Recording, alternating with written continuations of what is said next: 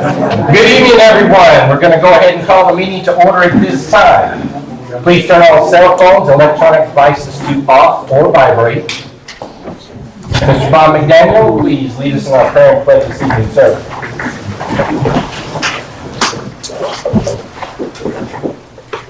Heavenly Father, in Ephesians, Paul challenges us to get rid of all bitterness and rage and anger and harsh words and slander, as well as all types of evil behavior.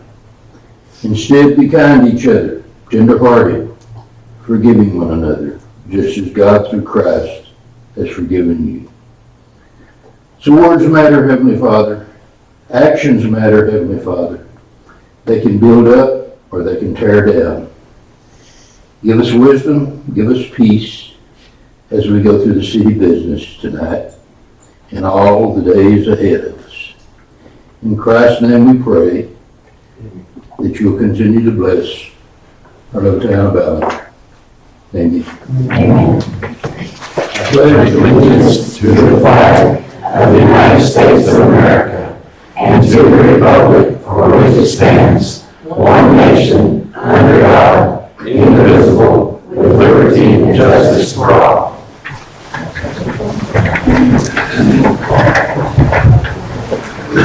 Thank you, Bob.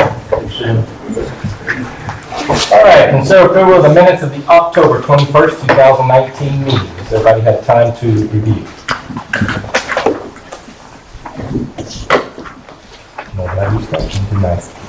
Out of visitors, it talks about Robert Ortega. It's actually Frank Ortega.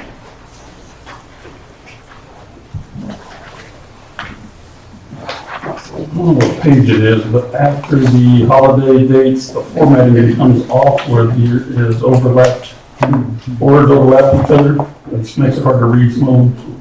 Minutes is not like that, I don't know why. Okay, that's fine, it's not, I didn't know if it was just a glitch in the end or if it was a. Why is that one? Might have been a scan. Anything else? All right. Motion to accept the minutes as presented, please. Second? Second. All in favor, say aye. All right. Any citizen who desires to address the city council on a matter not included on the agenda may do so at this time. Per the Open Meeting Act, the city council may not deliberate on items presented under this agenda item. All presentations are subject to a 5-minute time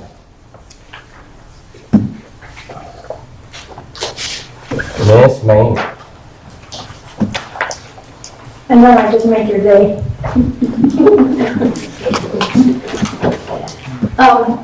Good evening, Mayor and Council.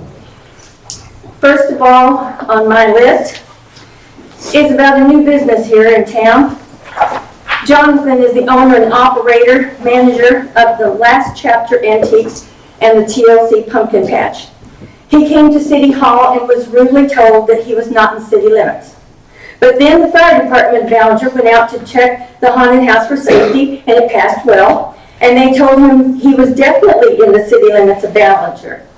And employees should not guess. They need to be sure and accurate of everything in our city limits and have the correct information. He was given conflicting information. And thank you, fire department, for letting Jonathan know that he is in the city limits. Also, Jonathan told me that no one from City Hall and no officials have come out to visit him and welcome him to the community, not even our mayor. Shame on you all, because we want to welcome new businesses. You know, have you been there? Good, Christy. And but we need to welcome and make them feel welcome, so maybe they'll even open another business. You never know. And right now he's living in San Angelo and he wants to move over here, but he's not too sure because of the friendliness, the unfriendliness. So that would be customer service. And that's really lacking here. And I have taught customer service to businesses before, so I'd be glad to help you improve your customer service. We have been out there about 4 times, and Jonathan is friendly and interesting, and his store has some one-of-a-kind and very unique items. And we all should visit and welcome new businesses and residents. And because they wonder, like Jonathan did, is this a friendly town like it claims to be? And driving by and honking does not count. I contacted Texas Secretary of State weeks ago and talked to ethics and enforcement, and I have found out that quite a few people have in this town. And I explained to them that the problem we're having with some political signs not following the state regulations for placing campaign signs. And they told me, yes, that Prop C sign is illegal. They told me I needed to contact our code enforcement and police department to have the illegal signs removed. Well, I was finally able to talk to Officer Mercer, who helps as a code enforcement, and he said he would check into it. Didn't hear anything from him, so I called him again. And he told me he passed the information to the real code enforcement person, and he would contact me. Well, I didn't hear anything from him either, so I stopped by the police department and left messages there and at City Hall. You know, I'm sure glad it wasn't a life or death situation. You know, that would be downright scary. Because I have always had respect to my police departments. In Arizona, my police, fire, and public works departments were my best friends, and I loved and respected them all. But I have lost the trust and respect for most of Ballinger police that I have come in contact with. They don't follow through with complaints. They are not slowing down the speeding, flying traffic through town in Hutchins and Broadway. And so they don't show respect and compassion for our community, their community. I'm sorry. I gotta say, bless their hearts. I know it's too late now, but I plan on making sure that before another election, the sign placement regulations will be on Ballinger City website where they should be and in the hands of anyone planning on posting their signs. The state campaign sign regulations are for city, county, and state. But because some people, I won't go ahead and name them, I have written their names down, and those who help them need to have a list in their hands. Because I know for a fact that they have put them on private properties without the owner's permission, and that is not right. That is not legal. Because I have seen even some homeowners take them down. And they put them on empty lots and empty houses. I put one of Donnie's signs on an empty house, but I first called the realtor to get permission to do so. That's what you're supposed to do. And don't get me started on the Prop C signs, totally illegal. They were supposed to have paid or sponsored by on each and every sign on both sides. And then they look homemade, not even professionally done like the others are. The state requires that the signs have identification on them, such as sponsored by who or whom. Here I thought we lived in Texas and not Washington, D.C. Some people here seem to think they're above the law and it's only for everyone else. That's Clinton stinking thinking. And only cowards would put up illegal signs like that. What are they trying to hide? Thank you for listening, and I will be back. I'm sorry, he was back there first. Thank you. Yes, sir. I got a question. Brad, will you come up here? Yeah. I have a question. I see a dog catcher. I ran into the other day, she had like 2 babies in her vehicle. Is that allowed for her to transport her kids in that vehicle? Don't know. So, Do we have a policy on that? Yeah, I've had a few people come down here, they've seen that, and I've seen it myself, trying to go from Walmart. policy should be. And I don't know if it's okay or. Don't know that answer. So, Pat, isn't that That's a my- liability issue? Could be. Usually it's you prohibit carrying personal pets. Yeah, October the 29th, I got a call from somebody in your precinct, Jason, Mr. Schaefer. And he voiced that complaint to me that children were in the animal control vehicle and she was Can going you on talk calls. up? We can't hear you. She was going on calls with the children in the vehicle. So, I don't know, that's why I asked you, is it a liability issue? Yeah, it is. I mean, that's, carrying personal passengers in city vehicles typically is it's gonna happen sometimes, if a city employee's got a city vehicle they take home and maybe have to pick up their husband on the way, but to make it a general practice of taking people certainly while performing official duties. Well, I've got several comments, but Stan, she's under you, do you have a comment? Our policy states that we can use our vehicles for personal use. Okay, that's all I want to know. To this extent, Well, she goes from the house, drops him off at the babysitter, and then a time or two where she answers call in between there.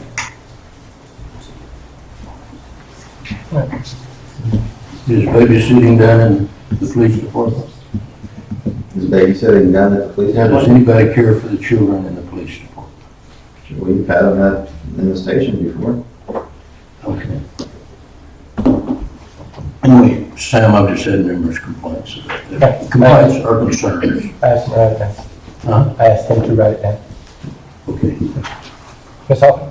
Yes, I just want to say, you said earlier that you've known Tommy for a long time, and I just wondered how you knew, in what capacity. He's my nephew. Oh, okay. And do you live in the city limits? Yes, I do. Okay. Right over by the park. Good. I was just curious. Yeah.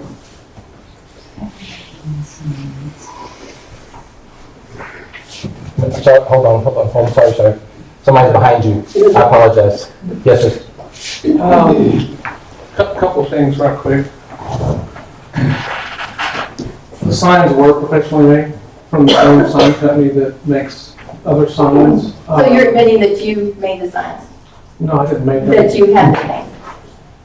No, I'm not, I did help with that, and so we have corrections. Little stickers we're putting on all the signs. We've hit the main ones right there. We gotta hit the rest of them. And so those stickers will go, we're just sticking them to the bottom of the signs. Because the sign company did not think that that was required. Most sign companies do though. Well, I don't know comments like that, but I'm telling you, what the sign company told us is they didn't realize that you had to have that on there. Once we did realize we had that, because I called the ethics department too and asked them. When I finally got them to call me back and they said, yes, you have to have them, we ordered the stickers and we started putting them on the sign. So that's what we did. Damage is never done. Yeah. Yeah. Damage has been done. Well, oh, it's damage or not, it's a difference of opinion, Yeah, right? nice, yeah. Yeah, it's just a difference of opinion. So that's number one. Number two, when y'all get to item 12, please, which I believe is the AP aging report and the financials. If we could try to get an idea of there's a lot of talk going around. You don't know what's real and what's not real. So if we get a good idea of how much is in the operating account, the AP aging report. I've read some posts by some folks. The accounts payable aging report is a list of bills that have been submitted for payment. They're not debts, right? These are bills that have been submitted for payment. So I think the latest AP report was $441,000. There's a question as to whether or not there's some bills from Abilene included in that $441,000. And so if we could just try to get a handle on, where we are financially. I mean, just I think for all the people in the room and the people watching on video, where we are right now financially, and kind of the plans we're going to have to work out of this situation that we find ourselves in. Is it as bad as some folks say it is, or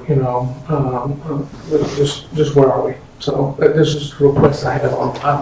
Phil, I agree with you. This is what we used to get from Brian Drive. Well, I'd like to know what's in general fund and all that good stuff. I'm not seeing that. Yeah. Well, actually, the new reporting system, it does a good job. I have talked to Tommy about working with him on getting a better reporting to get you, because in my mind, I'd rather see compensation and everything related to compensation in one area so you can kind of see what your people cost. But right now it's scattered, they're scattered all throughout. It's kind of hard to read. It really is hard to read. And it's always been a little bit hard to read when you look at the detail. And I think there's some work that can be done, so I told Tommy I'd be more than... So that's something we do, is make custom category codes. I don't think you need to change the accounts at all. You just create some category codes and then feed them into the category codes. So then every one will be just a one-pager. And so you can just look at all the one-pagers and you can go, okay, what's going on? What we talked about with FundView is the category codes and creating a dashboard where you can look at it and just see I like dashboards. basically That's because I don't understand. everything. It helps people that understand it, I promise. Yeah. But it would help you get a really quick view of where you're at that day, you know? And, It's the same thing that QuickBooks does. It breaks each and every item line down so you know exactly where your number's at. right. They're about 6 months away from getting that for us. And, I've talked to the, Ms. Spradney. And, anyway, whenever you and I can get together, we can go through there and tell her what we need. I think it's just as simple as adding maybe, 10 category codes. If you just did that by itself, that would clear up a lot of these issues of looking at 2 or 3 pages of data. You could at least know pretty quick where you get off. So. Right. But anyway, that's just a request on item 12, just so we can kind of figure out where we are. Thanks, Phil. Hey, Philip, you might tell them what an AG report is. Some people may not know what it is. I thought I did. Okay. Yeah. It's just a list of bills that have been submitted for payment. And how far behind? Past due payment or current payment? We'll usually show 30, 60, and 90 days, and then over 90. It's any bills that have been submitted for payment, theoretically, any bills that have been submitted for payment that have not been paid. Right. So it's not debt, it's not bank debt, it's not anything like that, it's just bills that have been submitted for payment that have been paid. Yes, ma'am? I noticed Ms. Maynard left, but I'm sure she'll watch the video tomorrow. Just for everybody that is concerned, myself and Betty put out the Proposition C signs. We had those professionally made in San Angelo. Once we realized that it was Prop C and not 3, we did the corrections the best that we could until the stickers were made. We have also gone around and put our names on most of the signs. We have not gotten them all done. We are not trying to hide anything. We are absolutely against Proposition 3. And, or C, excuse me, C. Both, excuse me. But just so every one of you know, we had permission to put the signs everywhere that we went. We did not do any of it illegally. And if you have any questions, feel free to come to us and talk to us. We have nothing to hide. We are transparent about the fact that we are not for it. Thank you. What about Alan Cole, the other hand that waited for him? Yes, sorry, ma'am. Yes, Do you sir. mind now? He didn't put his hand back up. Yes, sir, Mr. Cole. I just want to brag on Bonita and Tommy. For 3.5 weeks, I tried to get my garbage mowed, clean, so the drainage would work. Came in here after 3.5 weeks and was told that I was have to get down in there and clean all of the debris out on city property before it was mowed. I talked to Bonita about it that afternoon. City crew was out, did a wonderful job, and I just wanted to publicly brag on both of y'all, the good work you're doing. Thank you. Thank you, Mr. Cole. Gentleman behind you, please. You go first. Okay, yes, ma'am. I don't want to beat a dead horse, but October 21, it's brought up about the signs in the council meeting. And everybody said they were illegal. I mean, there was people all over saying they were illegal. Several of us have called the ethics committee. Nothing was done. Now, the day before election, they're suddenly legal. And they're all put in yards that have Sam Mallory. I don't believe if somebody had put out, vote yes to Prop C with no information, I don't believe they would have been there after the council meeting on October 21. I believe they would have been taken care of. And also, Sue, somebody else could put them up, and nobody admitted that. That's right, and I talked to Patty Shannon, who is a legal professional at the Texas They weren't your committee, Ethics Committee, and she said, if you know who made them and put them up, we can file charges against them, but nobody knew. Now you know. We weren't out that day, and I apologize. Before. But Sam, did you know Done with what? who put those signs? They can done with. I'm No, pretty sure a but lot prior of people to. knew, 'cause a lot of people saw us doing Is it. she on city council? You had permission, I've got. I'm asking you if you knew who put up the vote. That's all. I asked permission for the Proposition C and whoever else wanted their yard. No, I was on vacation at that time. Okay. We I did mean, when I that got on back. our own. Yeah, it was, And if somebody did call it and file, we never got a phone call from anybody that we were filed on, or would have taken action. No, because I had to call. Nothing, Get none of that clarification. was done. So I called that clarification, we ordered the sticker, and we didn't start doing it today. We started having it last week. We got clarification. Okay. They were put on the signs in my yard the day they were put up. Somebody come by tonight and put them on there, because I seen it with my own eyes.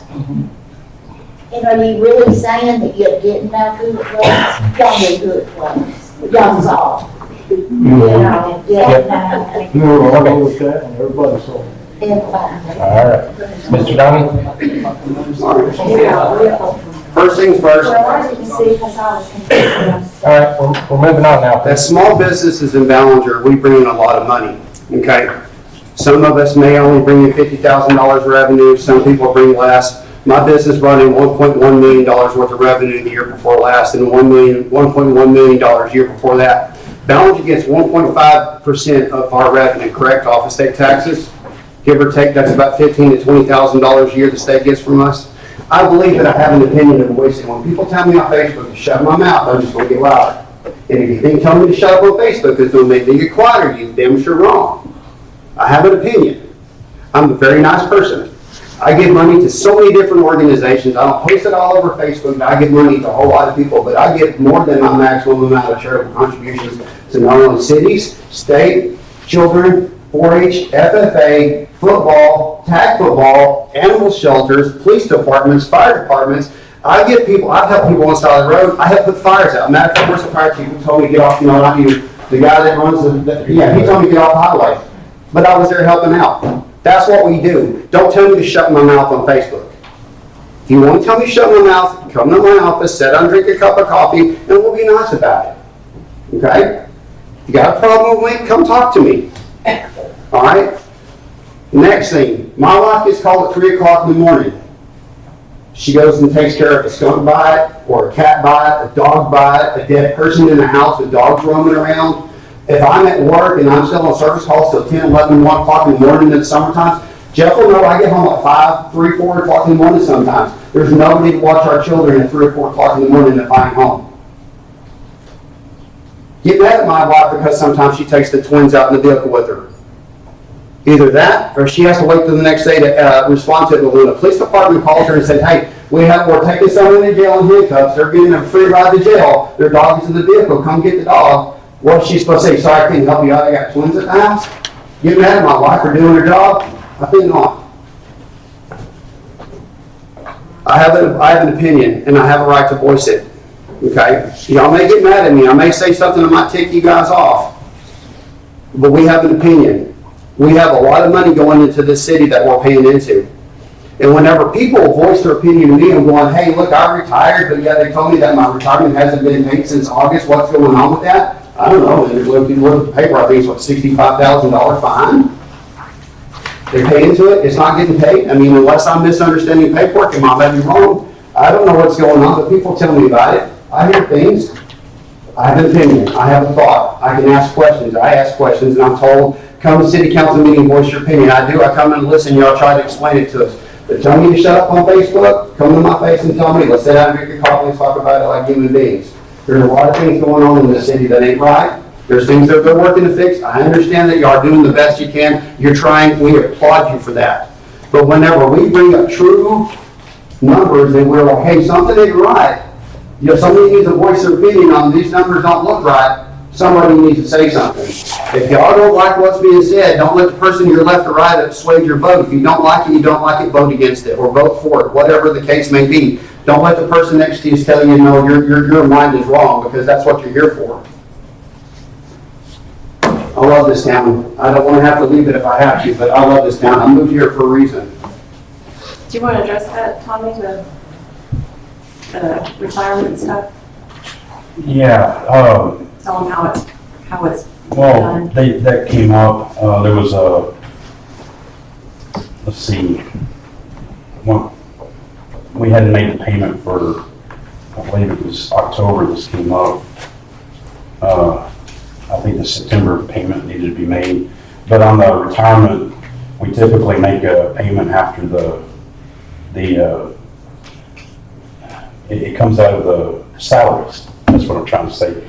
So you gotta get your salaries figured and then They're paid the following month. it's a percentage. After payroll is closed out. So they're not gonna be paid in the same month usually. Right. However, I checked and they were paid for September and October. So they are paid. People ask me I questions. thought we were broke. That money is the people's money, the employees' money. Well, where's this money coming from? Huh? Where's the money coming from that we're paying all this with? It's part of salaries. Salary, it's coming out of our check. Some of it we match. Okay, what are we matching it with? We don't have any money. We have enough for you. Okay. But, I mean, where we're getting money, the city doesn't have any money. We'll look at that when we get to the financial. Okay, that's, yeah, when we get to financial, we'll get to that. Okay. Yes, ma'am. Don't the city have to match that? Whatever's taken out, don't the city have to match that? Isn't that a state law? Yes, they do. Well, if we're broke, how are you doing that? Whenever I get enough money, I pay the bill. And they also lost interest if that bill was not paid when it was supposed to be paid. They lost that interest where they're losing money. That's costing money. And I understood that, somebody, Debbie tried to go get hers and she can't get it because it's not paid. It was not paid. At that time, it wasn't. It's been, since all that came out, it got paid. Okay, that's on the agenda. We'll get to that when it comes to the agenda item, please. All right. Yes, ma'am. Mr. McDaniel, Oh, yes. I just want to say this to you. You a lot of times want to sit up there and say things to your left or to your right. Oh, I don't agree with Christie on that. You always want to sling it somewhere. I want to say something to you that I already said to you back in September. Now, where are you Okay, getting so just this? a moment, please. You just said to Philip, I agree with you. We had these financials before, but we didn't get them. And I want to remind you, it was your job to say to Mr. Attorney what he needed to look at. You always want to divert the attention. You're such an analytical person. No, I'm telling you the truth, sir. That was your job. You're the mayor's wife? Did I I- understand where you're coming from. Sir. Come on, I love this. Come on. Sir, as a city council elected member, it was your job to make sure you were getting the financial information. And Mine you alone? were, not yours alone, but you're the one who said to Philip, oh, I wasn't getting those. Okay, so you needed to ask Mr. Attorney, and you keep trying to divert that away from your job as a city councilman. It was the entire council's, but you kind of tried to take it away like it wasn't your responsibility. And this is Laura Mallory talking to Yeah, you. well, I know that, Thank but you know, sir. if I agreed with you, Laura, we'd both be wrong. Thank you, sir. I appreciate you. I'd like to jump in now. I've sat here and I've watched the Ringling Brothers and Garland Bailey Circus for I don't know how long. First off, you hadn't been coming to the meeting before all this started. And That's true. We didn't need to. why didn't you listen to me? Hey. Please let me talk. I'm gonna let you talk, okay? But just, You didn't tell your wife. I did, I tried. Okay. First off, my dad has done a lot for this town, going back to his ambulance service. He does respect Mr. Arts, what he said, and in fact, said after one of the meetings I was at, I think that went well with Philip. I didn't say anything about that. You don't Just come said after my dad. You've been an absent member of this until now, so don't come after him, lady. Yeah, you have. Laney, I have Donnie Seymour signs on my window. You bet that has anything to do with it? Could be. Just don't do it, lady. Mr. Wright. Okay, y'all all know me again. I've missed a couple of meetings. And first of all, what y'all are doing right now is totally illegal against the Open Meetings Act. I hate to say it, but if you read the fine print, you're not allowed to discuss, you're not allowed to respond. The only way you can respond is if it's factual. to an individual that is voicing their opinion or voicing their complaint. A lot of this stuff is without an agenda item. That's all the financials is on here. Yes, So- but we're not at the agenda item yet. You didn't have to be under the new state law, House Bill, check it out. House Okay. Bill 2497. Now, I don't know if Benita put it on here like I told her to keep it on here, but we have it under item 4. No, they didn't put it on there this time. We had it on there last time. We were supposed to be able to talk about, the new law says that every citizen has a right to talk about a council agenda item. That's correct. Yeah. An agenda item. Correct. Okay, now, any voice, if the item is not on the agenda. I'm well aware of it, but it's supposed to stay on there. Remember last time I put it on there? You didn't put it on there this time. Okay. I don't I'm handle going by the it. current agenda right now, because the last couple of meetings that I was at, the agenda only had 2 items on there. It was the item for public opinion and executive session, besides the opening and the prayer and the pledge of allegiance. The last meeting? No. No, not the last meeting, but I said, I haven't been able to be on all the meetings, so the 2 that I did attend, that were the only 2 items that were on there. Now, with that being said, I don't believe we're supposed to be arguing back and forth with this either, between amongst ourselves. If we're to address the council, we address the council. And I'm not putting anything on anybody here. But the item at hand is the council. I have one question. All I need is an affirmative or a negative. And like I said, I missed the last couple of meetings. Were the grievances from the employees taken care of? Yes. It's not on the agenda, you can't respond. No, she can respond if it's factual. If it's factual, she can respond. That is, if you look it up in the code. I looked it up today. I'm well aware of the code. Your response has to be, we can talk about it. At the Exactly. next meeting, we'll post it on there and respond. But it also states they can respond if it's a factual comment. That's all I wanted was yes or no. So that. I don't know how you can respond yes or no to that, but anyway, it is. We appreciate your comments, like I said, it's a very great, with the new law and the way, again, Benita, I want you to, just to clarify for the citizens and council, I don't know if I talked about that last time, but I told Benita and Tommy about it, is the new law came out that basically says before you discuss an item, the citizens are allowed the right to speak on an agenda. So we have it on item 4, should, that says that if the council desires to hear from the citizens before, they can do it on that item. That way, if citizens want to come and leave, you not have to wait till item 12, they can do it. So I would ask you, make sure you put that back on like we put it on the last time. What is the same matter not included on the agenda also? Yes, it's both. It says, or citizens may address the council if the council so desires at this time on items on the agenda. That way, citizens can have the right to speak beforehand, not have to wait. So that's why I haven't said anything, because these items specifically about the finances are on the agenda. Okay, Matt, do you know when this law was introduced? Yes, sir.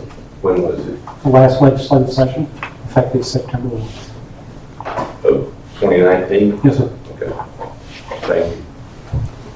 Thank you. All right. Moving on. City Council may consider, discuss, and authorize a resolution to cast votes pertaining to the Runnels County Appraisal Board. You should have a list in your packet.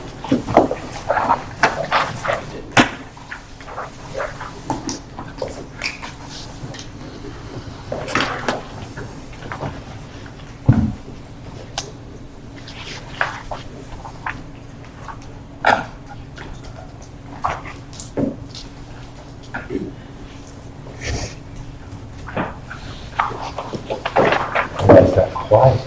269 votes, Out of the division, yes.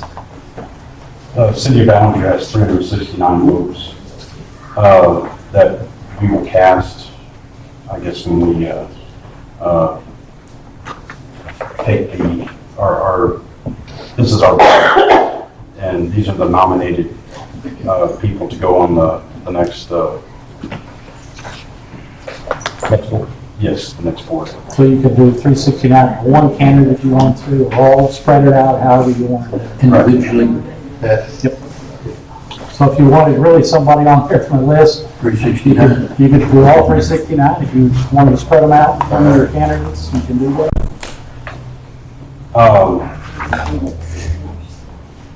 I'm thinking here, the nominated candidates are Mr. Alvin Dunn, who's a current member and incumbent, Mr. Roy Brown, current member and incumbent, and Mr. Joe Gerhardt, who's a current member and incumbent.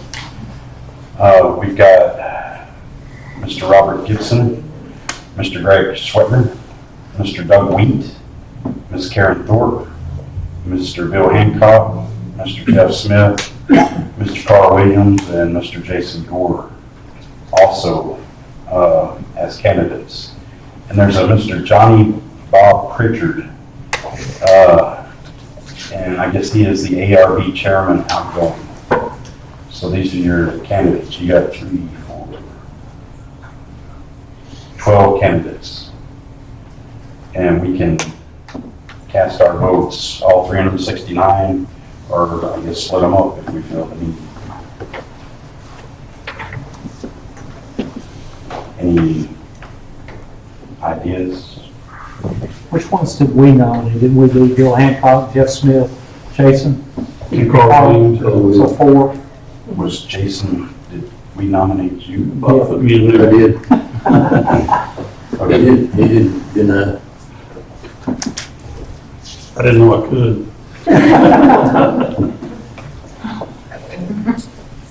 If you wanted to divide them up, it'd be 92.25.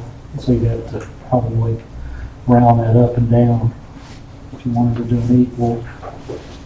I think that's a good suggestion. You can go ahead around and just do 3, you take me off. That's about 3, Bill, Jeff, and Carl. Wouldn't be upset. Does that dilute our votes some though? It does. It does, yeah, it makes sense. So some of the other entities may be all in on specific people, whereas we diluted ours. Right. We may not get any of our That's true. selections. It's just hard to know when you nominate them, how it'll all work out. Wonder how many votes we have compared to other entities. Is the county the biggest, I guess? I thought it was in there. I thought it said, county just 1,600. There it is down below, next page. 1,600 biggest county. 1,634. So we're second biggest. ISD gets 1,350. Oh, no, ISD. we're third. No, fourth. Winners. Winners doesn't, yeah, ISD has 755. You can't turn that one That on. overrides stunts. Yeah.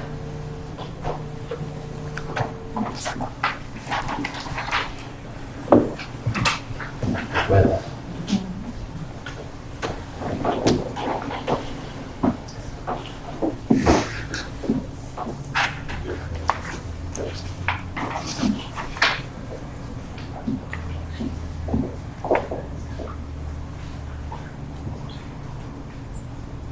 Anybody? I don't really have much, I don't know how I, first time I'm doing this, so I'm looking for some guidance, suggestions. That's, you know, that's how we did it in Colon. We just divided our, I'm trying to think, we only nominated one person now, so I think we ended up having everybody for that one, or well, 2. We divided them into two groups. So, I mean, it's up to y'all. I mean, really, I mean, Jason will want to do it. He wants to, you know, if he just says, don't I vote, wouldn't campaign for it. then, say what? I wouldn't campaign for it. then you No can signs? take, you can take the 3 that you nominated and divide them by 3. Or you can just pick one and do all of them. All 369. It's up to you.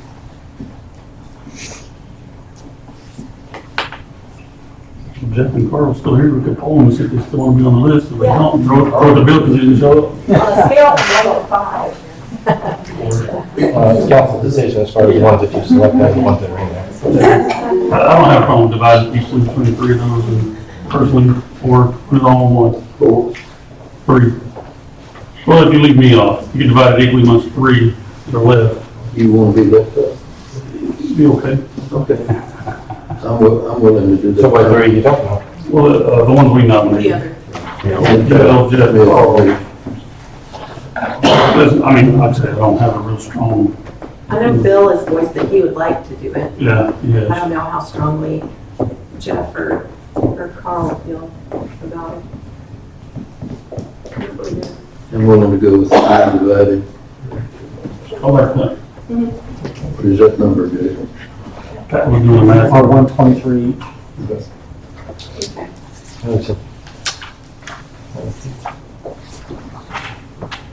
All three is 123.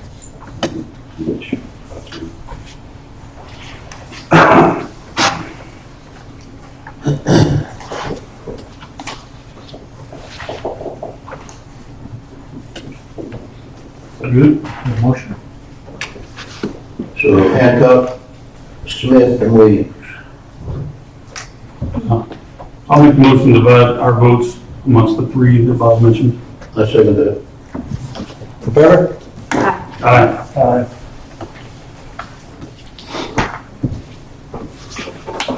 All right. City Council may consider, discuss, and authorize action from Rose Harris with BISD Junior National Honor Society request to install 2 free libraries. Good evening, guys. I'm hoping to bring y'all something to smile about this evening. This is such a sweet change. Well, this is kind of a personal project. I am actually moving forward with some approval from you guys, just for me.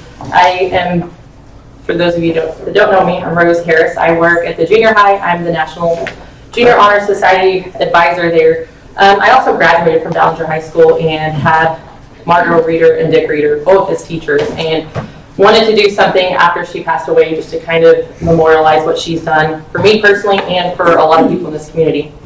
So I just want to kind of share with y'all first what Little Free Libraries are.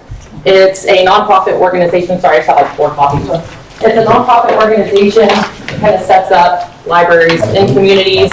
Every month they give back free libraries to people that apply for grants, and it's a give and take thing. It's used books, new books, children's books, adult books.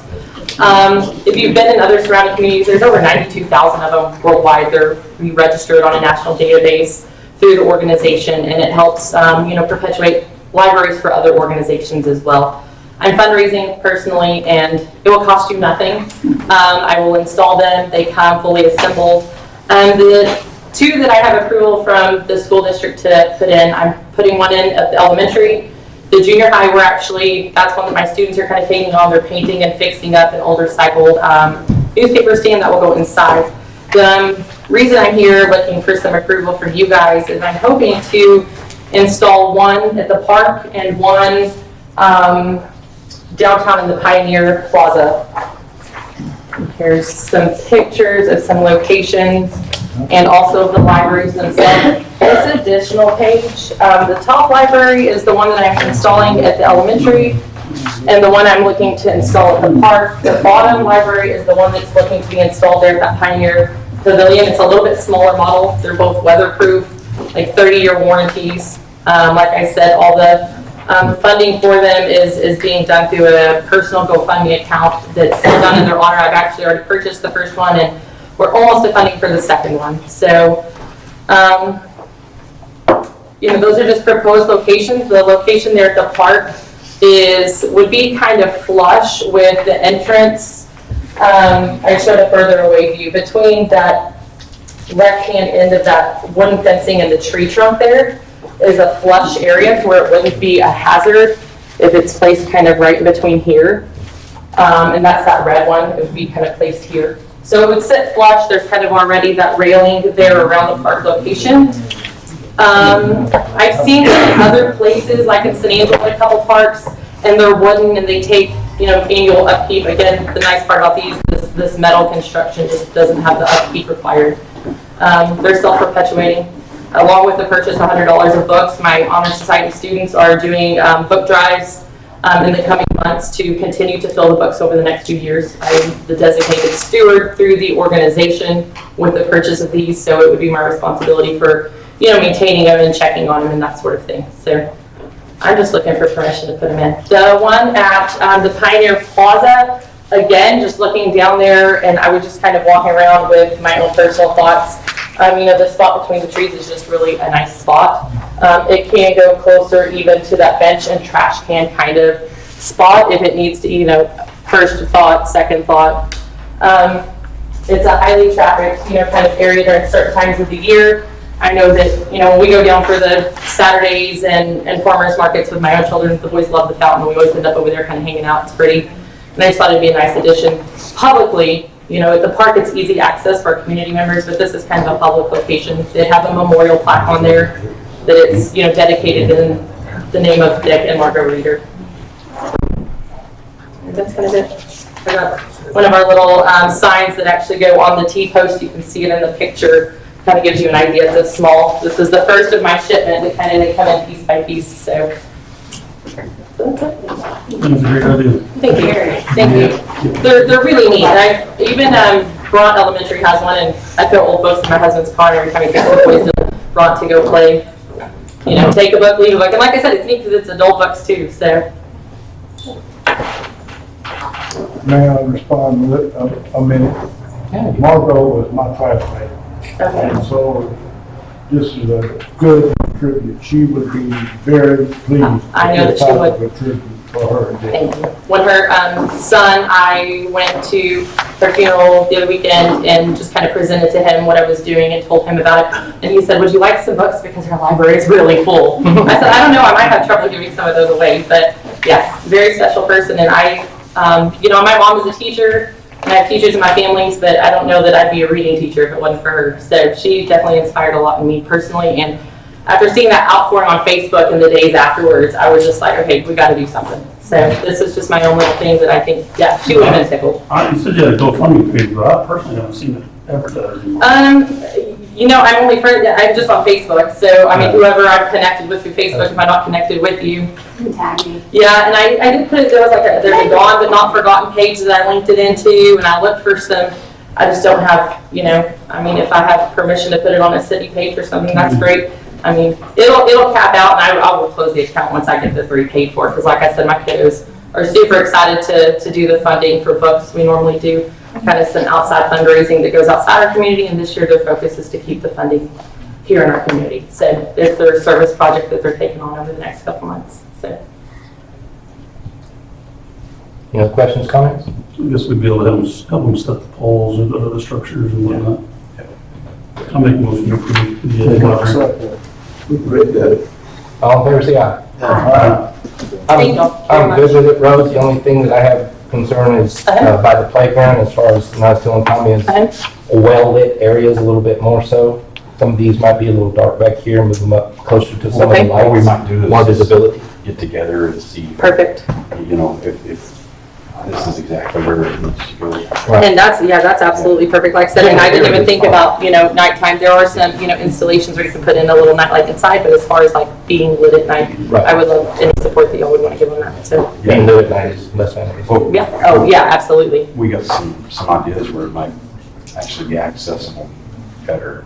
Absolutely. Yeah. I would love to hear that. Absolutely. Okay. So my husband's the one that helped put in the golf course. So Oh, nice. now you've seen both of us. Yes. We both have our hands in the work. Yes. Awesome. So thank y'all very much for your time. Appreciate Your you. husband named Steve? And my husband is Paul Harris. Steve. Oh, Paul. Steve's my uncle. Is Paul the one that showed your time? Yes. Yes. Oh yes. All right. City council may consider, discuss, and authorize action concerning the tagging of vehicles. Yes, this is code enforcement. We started cleaning streets about 3 or 4 weeks ago, and we found that there were a lot of vehicles in the way of cleaning, so we started tagging them. Our code enforcement and our street guys got a little overzealous, I think, with some of the tagging that we were doing. And basically, the ordinance says that we can tag a vehicle, and if it's in a public roadway, we can remove it within 72 hours. If it's in a private area, and that's even behind a chain link fence, then we can tag it but it takes 30 days, and I believe the municipal judge has to be involved with this. What do we take? Vehicles that don't have, they're not registered, or they're not derelict, but they're not Vehicles that running. don't run or Right. junk vehicles. Yeah, and some of them weren't junk. I mean, they were just in the way. And anyway, I've gotten with Stan, and we got with Judge Little to kind of outline what vehicles we want to start actually looking at. We don't necessarily want to take vehicles off of someone's personal property unless, the neighbors think, are thinking it's a nuisance, and we don't have a whole lot of that really. But if it's in a public area, on the roadway especially, we have been tagging them and trying to get them out of the way. Like I say, there've been a couple instances. I know Steve Gray brought this to us, and Yes. I'll let him talk, but I just kind of wanted to give a little background. I have concerns. My main concern is most of this tagging is done at night. You coming on private property in the middle of the night, which is, I think, a real poor idea for anybody to do. I mean, honestly, if there was a crime going on right then, boom, let's take care of it. Right. But, well, like on Broadway, pick up in his garage. Yeah, it's been in Jay Boy's garage for years. Did you need to go into the garage in the middle of the night to tag it? I did that here in the afternoon. Is that an I was afternoon? on by Judge Little to do it. It was Cool. It was that Well, It's 4 or 5 o'clock. That's cool, because the ones that I've had tagged, yeah, the ones, I had one tagged at 12:02 at night It is. on private property. We can. I see you're going out. But yeah, and that one, I didn't get a chance to go run up there and talk to him about that, but I mean, That was Judge Little. that's my, I'm not mad that anything got tagged. I'm concerned for,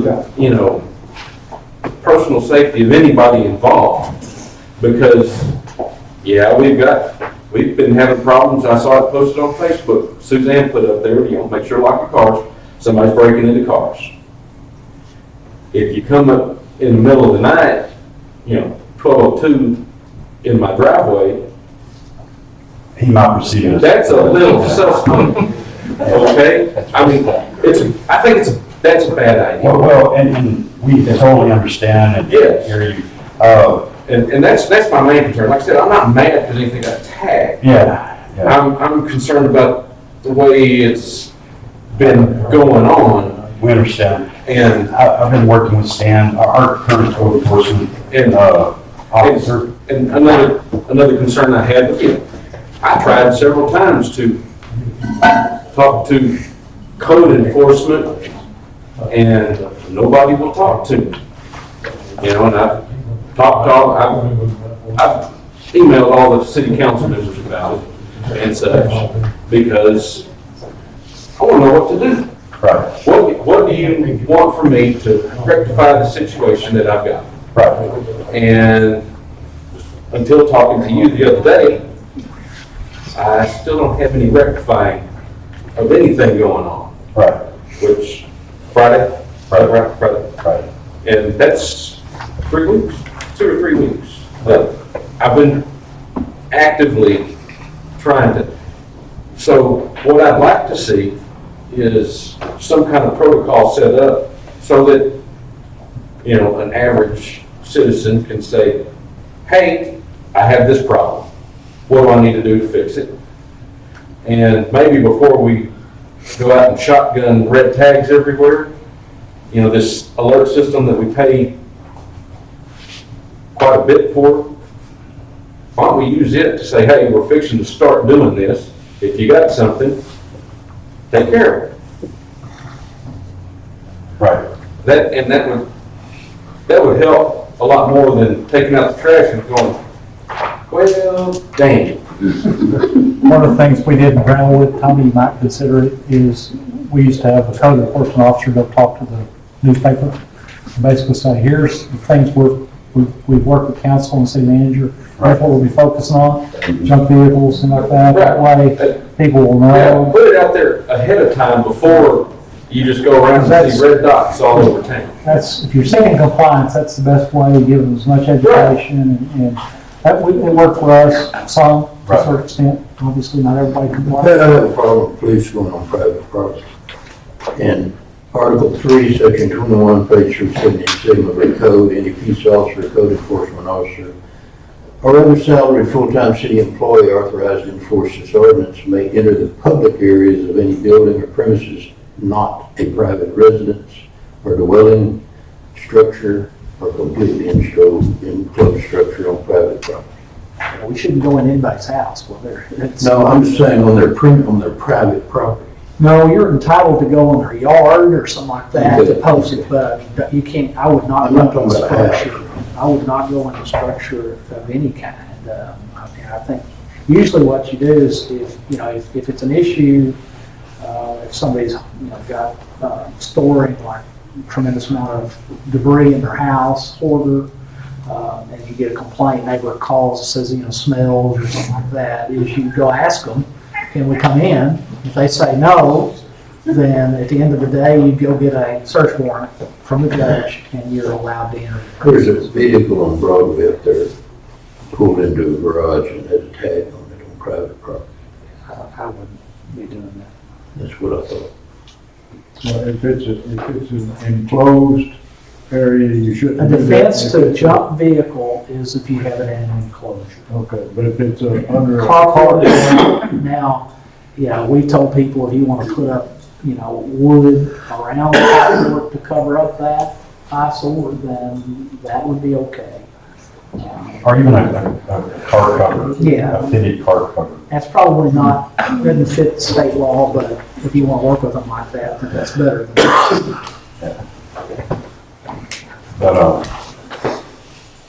But, just for your information, I mean, we didn't set off to do this. Right. It's just something that when we were cleaning the streets, we were kind of running into, and it just got, we realized that there were quite a few out there, so. Right, and it's, like I said, I'm more concerned with, you have a horrible public perception of somebody coming. Right. 12:02 in the morning. Yeah. Yeah, I have a problem with that. Right. Well, I'll be working with Stan to work with Chad Mercer's schedule. He's our code enforcement officer. Right. And because he was actually working 3 to 3, so Right. I just think because letter writing is right in his. He could have wrote a letter about that, and right. Which is what it states in the code book that needs to be done anyway. Yes. So Where's the vehicle at? And which one? One of them's in my drive in the back of the shop, and one of them's in my driveway on my house on 11th Street. In the driveway? I have two In the front driveways. driveway? One is in the front driveway and one is the side driveway. Okay. Now, we did move it from the front driveway to the side driveway, but it was not on public street. Okay. But it was in view of the public in your driveway? Yes. Okay. No, I mean, he has his right to be there, he just probably shouldn't have done it at 12 a.m. That's what I'm saying. yes. Now, I mean, I'll address. I mean, This is the first I've heard about it, and so now. But I mean, I'm just saying, like I said, I'm not even mad about it. I'm more concerned about walking around in somebody's property in the middle of the night because that's a bad idea. Just 100%. I might need to check and see why nobody returned his calls. Did you call? I've called, I've come down here, and I have emailed. Yeah, we need to Have check you been into. to the police department, or you just? No, I came here because it's code enforcement. Okay. And So maybe none of the messages got to, I mean, this is the first I've heard about it, and I've scanned through all the call sheets most of the time. Who So I do you need never to saw talk your to to name. get a message to code enforcement? yeah. Well, I came here because head of code enforcement was here. Yeah, that's, Who did you talk to, Steve? No, I haven't talked to anybody. In here, I talked to Melissa, Okay. and that was, and she's one, because I was looking for Steve, and Steve was out. Steve was at the dentist. I'm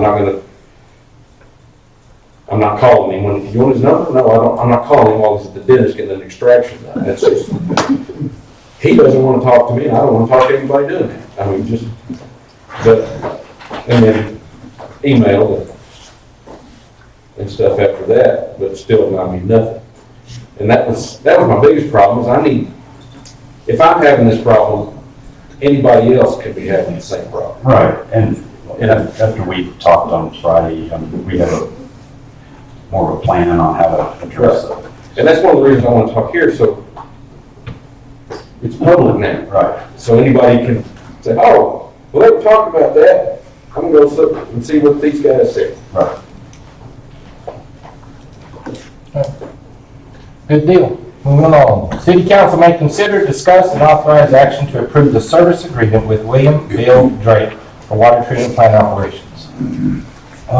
You'll find in your packet,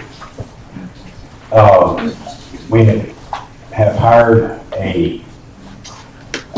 for lack of a better word, a consultant to come in and run our water treatment plant. He's an A licensed operator, actually a double A, so he's got an A water, surface water operator's license and a wastewater operator's license. We've been using him for the last 3 or 4 weeks while we were trying to get this contract together. And basically all it is, he gets paid $500 a week, and he comes in from Abilene, he answers, he makes sure that our TCEQ reporting is accurate. He's working with our C operator at the plant,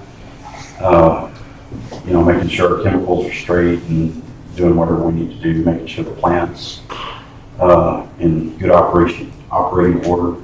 If you look in the back of that, it basically has a scope of work which requires him to follow. And this is just this contract for him to work on. Sent it to Pat, he's reviewed it. We made a few minor changes, but it's mostly it. Does he get the benefits of city office? No, he is a contract employee. You don't know what breaking it down per week Randy Everett got? I do not, but we can find out and get that to you. I was wondering, this opposed to full-time city employee. Right. Cheaper. Yeah, it's gonna be. What you had? I've seen this. This is cheaper, okay. It's $500. Retirement, you have to do y'all 2-1 match or 1-1 match? We have a 2-1 match, 1-1. 1-1. 1-1. But still, it's a good match, and you got insurance and all that. Okay, good deal. Right. And this is, how long does it say it goes to? It goes to 2020. Yeah. You can terminate it. So it's a 1 year. Yeah, it's a 30-day notice of termination on either side. 1 year contract. But we would still be looking for a We still have, permanent yes. city employee to run the water plant with a B or a license. Yes. We still have that ad on the website and where the operators look.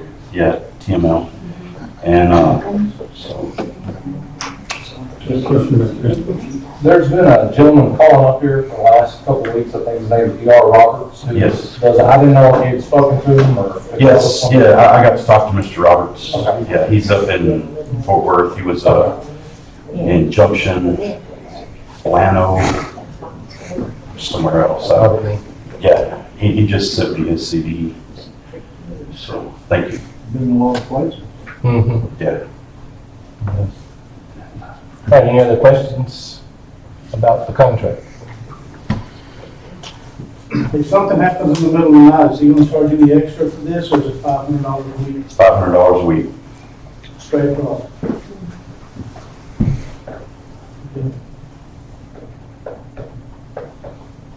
Okay. All right, motion to authorize the action to approve the service agreement with William Bill Drake for water treatment plant operations. So moved. Second? Second. All in favor, say aye. City Council may consider, discuss, and authorize action to approve an interlocal agreement for the 2019 Community Development Block Grant. This agreement is actually just going to be, it's a requirement of the FAST grant, the fire department grant we're getting, $500,000. It's going to be between the city of Ballinger and the Ballinger Volunteer Fire Department. It just outlines on this agreement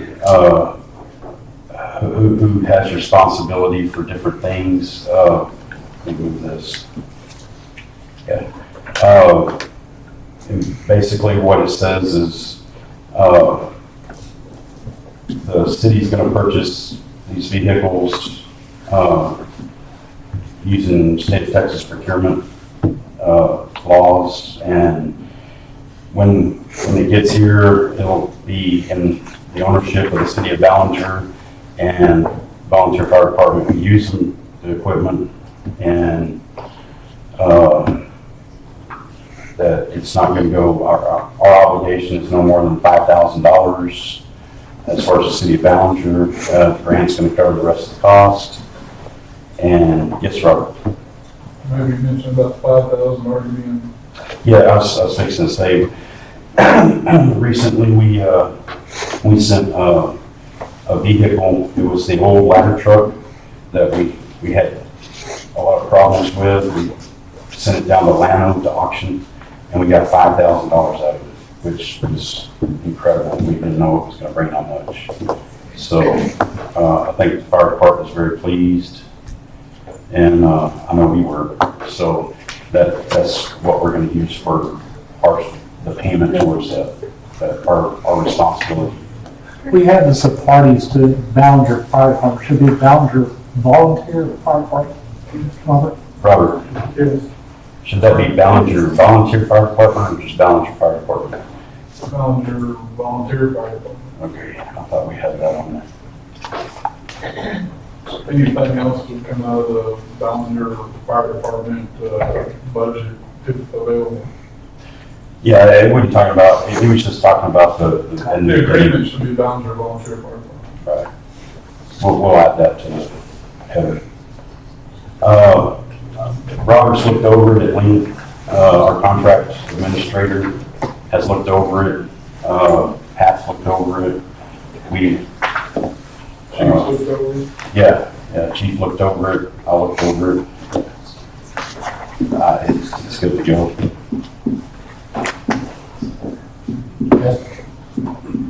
That's fine, no problem.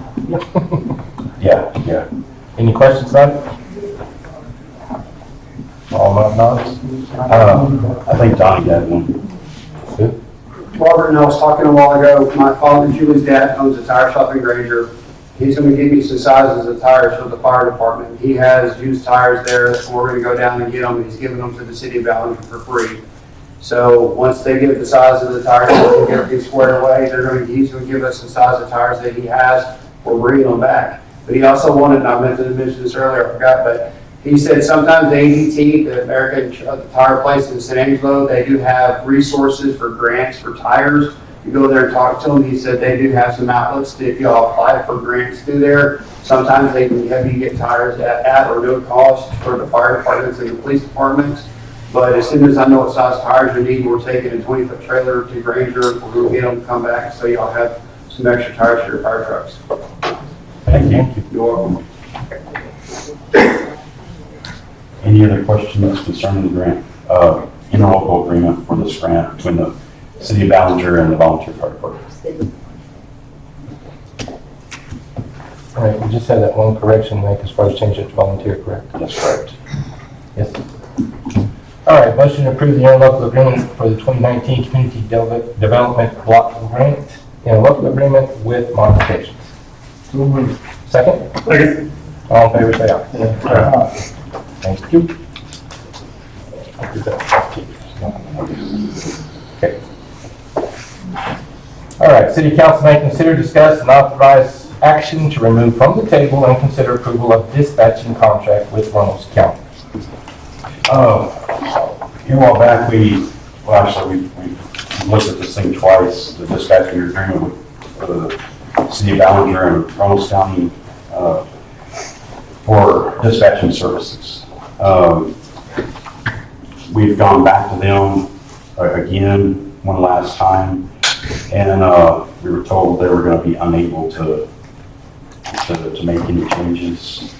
So I'm bringing it back to the council to see if we can get this passed. It's dispatching services for a year for $45,000.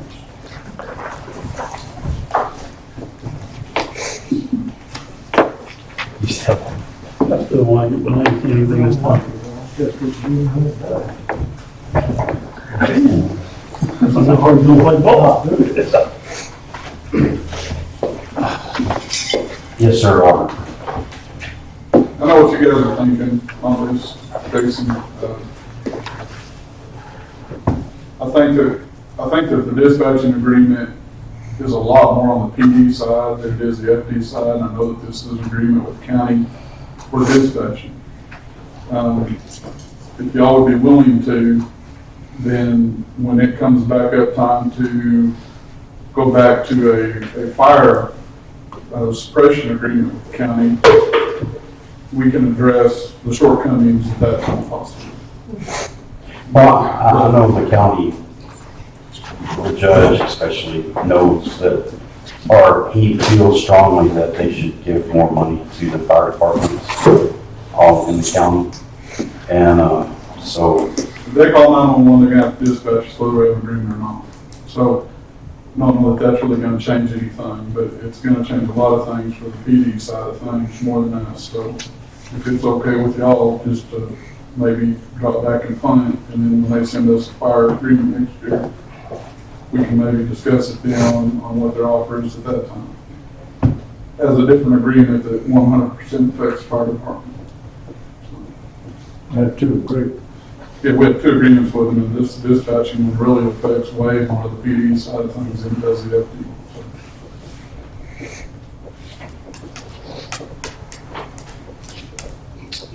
I'm not for it against it, I'm just bringing that up. Right. We tried to get more money on last couple months ago. They said no. Yeah, that's been wrong for a while. Y'all can motion and vote, we'll see how it goes. Well, if you want to do another, look at it at another time, I think that may be all on the option unless we can shut it down. Well, we get those around June, Yeah. somewhere in there. So, that'll be here before we know. I told you that. What's that? He'd go for that. Okay. Y'all all right with it? Yeah. All right. Motion to approve the dispatching contract with Runnels County. Second? Second. All in favor, say aye. Aye. We'll say my first name. We have to take it off the table and bring it back.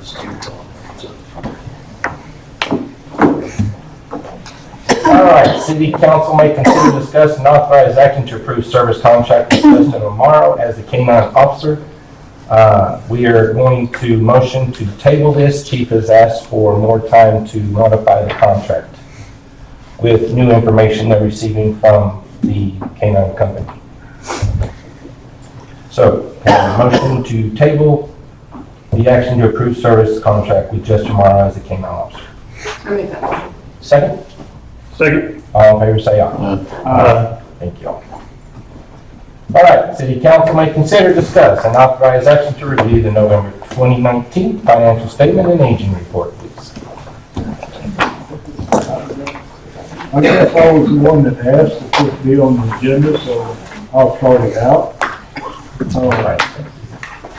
I have a concern about the expenditures on the, get my pages up here. Can you speak into the microphone? Okay, is that anything? I just get it down here a little bit more. I just have a concern about some of the expenditures and things that's taking place on the financial reports, and for the most part, it's more of a lack of looking at the financials over the month. I've gone to Tommy 2 or 3 times asking for financials, but there's always been an excuse why we didn't get it. And so we were over budget in the street department like $122,000. Now I can give a little bit of that, and this is in salaries, I can give a little bit of that because as Tommy said, it was a wet year and they did have some excess mowing, but not to this extent. I don't think it took $122,000 over the budget to do this mowing. We could have bought, everybody's talking about the discolored water, the problems we're having with the water lines. The water from the plant has been coming into the same water tower. We do not have the standpipe anymore. We've got one water tower. And this water coming out of this water tower is being distributed through town. And some of the town has perfect water. Other part of the town has water that's discolored, it's red, it's yellow, it's every which color. And a big part of this is the piping. The old pipe, the steel pipe, and then the clay pipe and the concrete pipe that's in the ground. If it's that steel pipe, every time you get an upset in something, it drops that iron oxide off of the side of that piping and it drops down into the pipe and then it flows out through the water. What I'm saying is some of this money, we could have bought a lot of new pipe and put it in the ground for some of this overtime on these salaries that we got. Just in the park department in the general fund was $10,711 over budget in salaries. So $122,000 in the street department, $10,700 in the park department. That's a lot of money. We could have bought a lot of pipe. Or in this case now, we could have paid a lot of existing bills, outstanding invoices that we've got on this aging list. We could have paid a lot on those instead of letting them be 90 or 100 days, 120 days over budget. The swimming pool is just absolutely blew my mind. I'm sorry, but for lifeguards, $26,927 over the budget. Now, why did we have to pay $49,000 for lifeguards? Some mismanagement is going on here, folks. I'm sorry. We have to have somebody that can manage this stuff. And if they don't know how, then we need to get somebody that knows how. You got my vote. Water distribution in salaries, $20,859 over the budget. There's times when you're going to run over some budget. There's no two ways about it. I was a manager for 20 years in the gas plant. I had budgets like this all the time, and there's times you have overruns, but not to this extent. Rick, are you, What are we looking He's at? reading his own notes. Oh, I'm reading the Okay. notes. This is all on the financial report. Which, we don't have a financial report, The end of year is what he's. the end of year, okay. End of year financial Okay. report. But it's all on here. I mean, you can go back and check every bit of Okay, it. I just didn't know if we were supposed to Three be. times. The water distribution, $20,859 over budget. Sewer, $19,000 over budget. We could have bought a lot of piping to put in the ground to replace this old piping. There's no reason to be over budget this much in any category. $15,000 in the sewer maintenance department. City salaries, $35,000 over budget. Folks, I'm sorry, I have a big concern. This is not being managed. The mismanagement of the whole budget, the whole city is not right. This is not right. I don't care how, $84,000 over budget in contract trash hauling. Okay, I'll give you a little bit. We had a tornado and we had to get a lot of trash picked up. I'll give you a little bit of that. Just a minute, sir, I'm talking.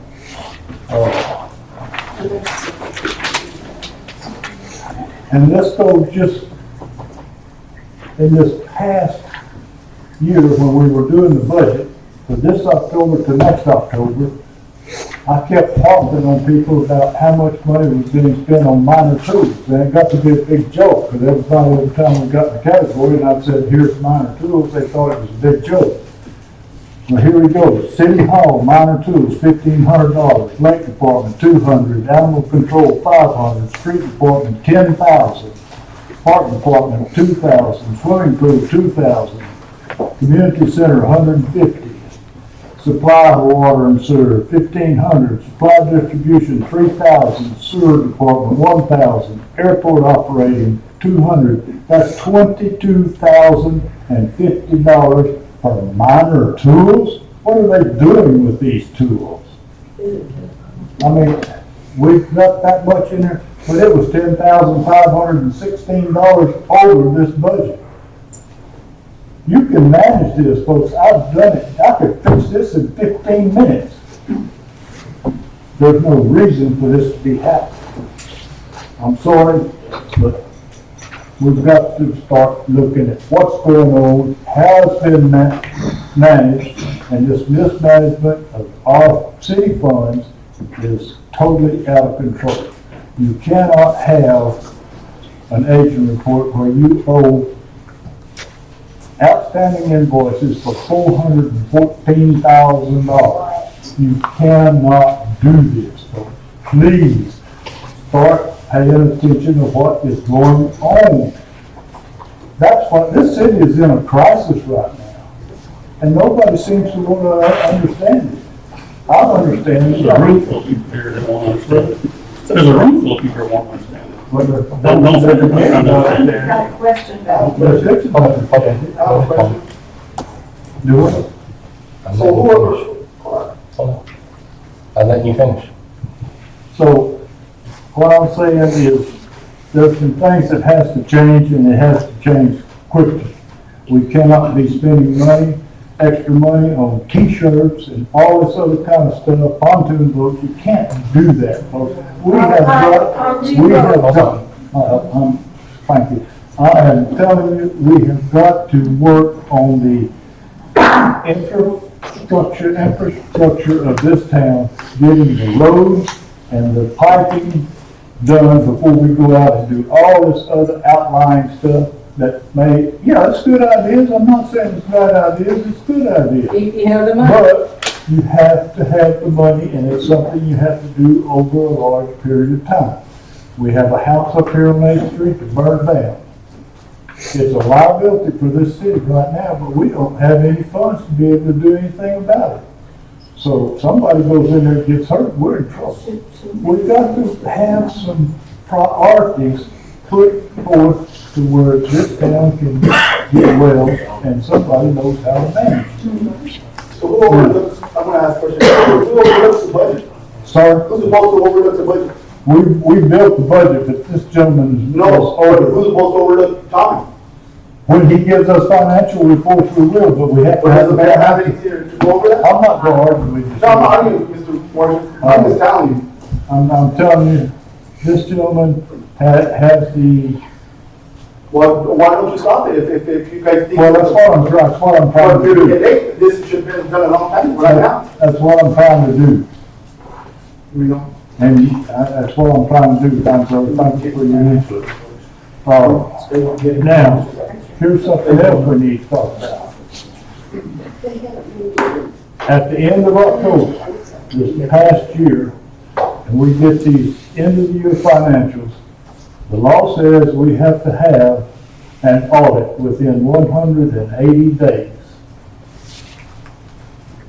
I spoke with Tommy, I called him 2 or 3 weeks ago, and he said we need to send it out for bids. Have you done that? Not yet. Not yet, so we've got a month, 30 days, so now we're down to 120 days. Last year, we didn't get this report until September, okay? And it's, what they said was because the lady that was doing the report was having a baby. That's not our problem. We contracted these people to give us an audit in 180 days, and it needs to be 180 days. Whatever their problem is not our problem. We need to have the report, the law says we have to have this report in 180 days. Now we're down to 120. All of this goes back to the same thing. All this cost overrun, all is causing all the Social Security, the insurances, and the pensions, all to go out of control also. It's costing more money because of this extra stuff. Now, Tommy said we're going and we're cutting people off the payroll. 3 people quit, 3 people have been terminated. That's fine. That's what, $180,000, $200,000? But that's over a whole year. You only got X amount of dollars every month. So we need this money, somebody to be able to take this money and pay some of these bills. And it's not going to be done overnight. We have to have somebody that knows how to manage the money in this city. I just don't know what it's going to take for everybody to understand that we are in a crisis right now, and there's no way that we're going to get out of it overnight. It's just like this grant. We talk grants. I love them. I think they're wonderful. But you have to have grants. Most of them are matching grants. We have to put money with them to make them happen, or a percentage or some number. We've got a $245,000 grant coming from the Department of Agriculture, maybe, hopefully. But we have to put money down, what, $30,000, $40,000? Yeah, but it's in kind. In kind, but still. It's labor. What I'm saying is we've got to slow down, take a look at what we need to do, get our infrastructure in Ballinger in shape, get our budget in shape, get our all of our bills in shape, and then start building out. People have heard all of this stuff that's going on in Ballinger, all over this state, other states and everything, and they're looking at it and they're saying, what are these people doing? So I was walking around, giving out brochures, everything, because I'm up for re-election, and people were astounded when they found out about this. I'm mad. I stood right there 2 years ago, and I took an oath that I would work for the city of Ballinger. He took the oath, she took the oath, he took the oath, and he took the oath. And that's exactly what I'm trying to do, folks. I'm working for the city of Ballinger, and all of this other stuff has to cease and stop.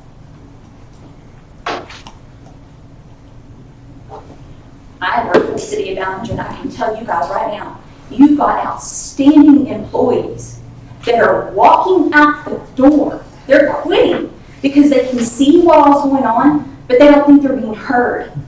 So they're leaving. They're going to be quitting the city. You're not going to have employees to do the work that needs to be done because nobody seems to be listening. I filed a grievance, and I'm sorry, that grievance has not been finished.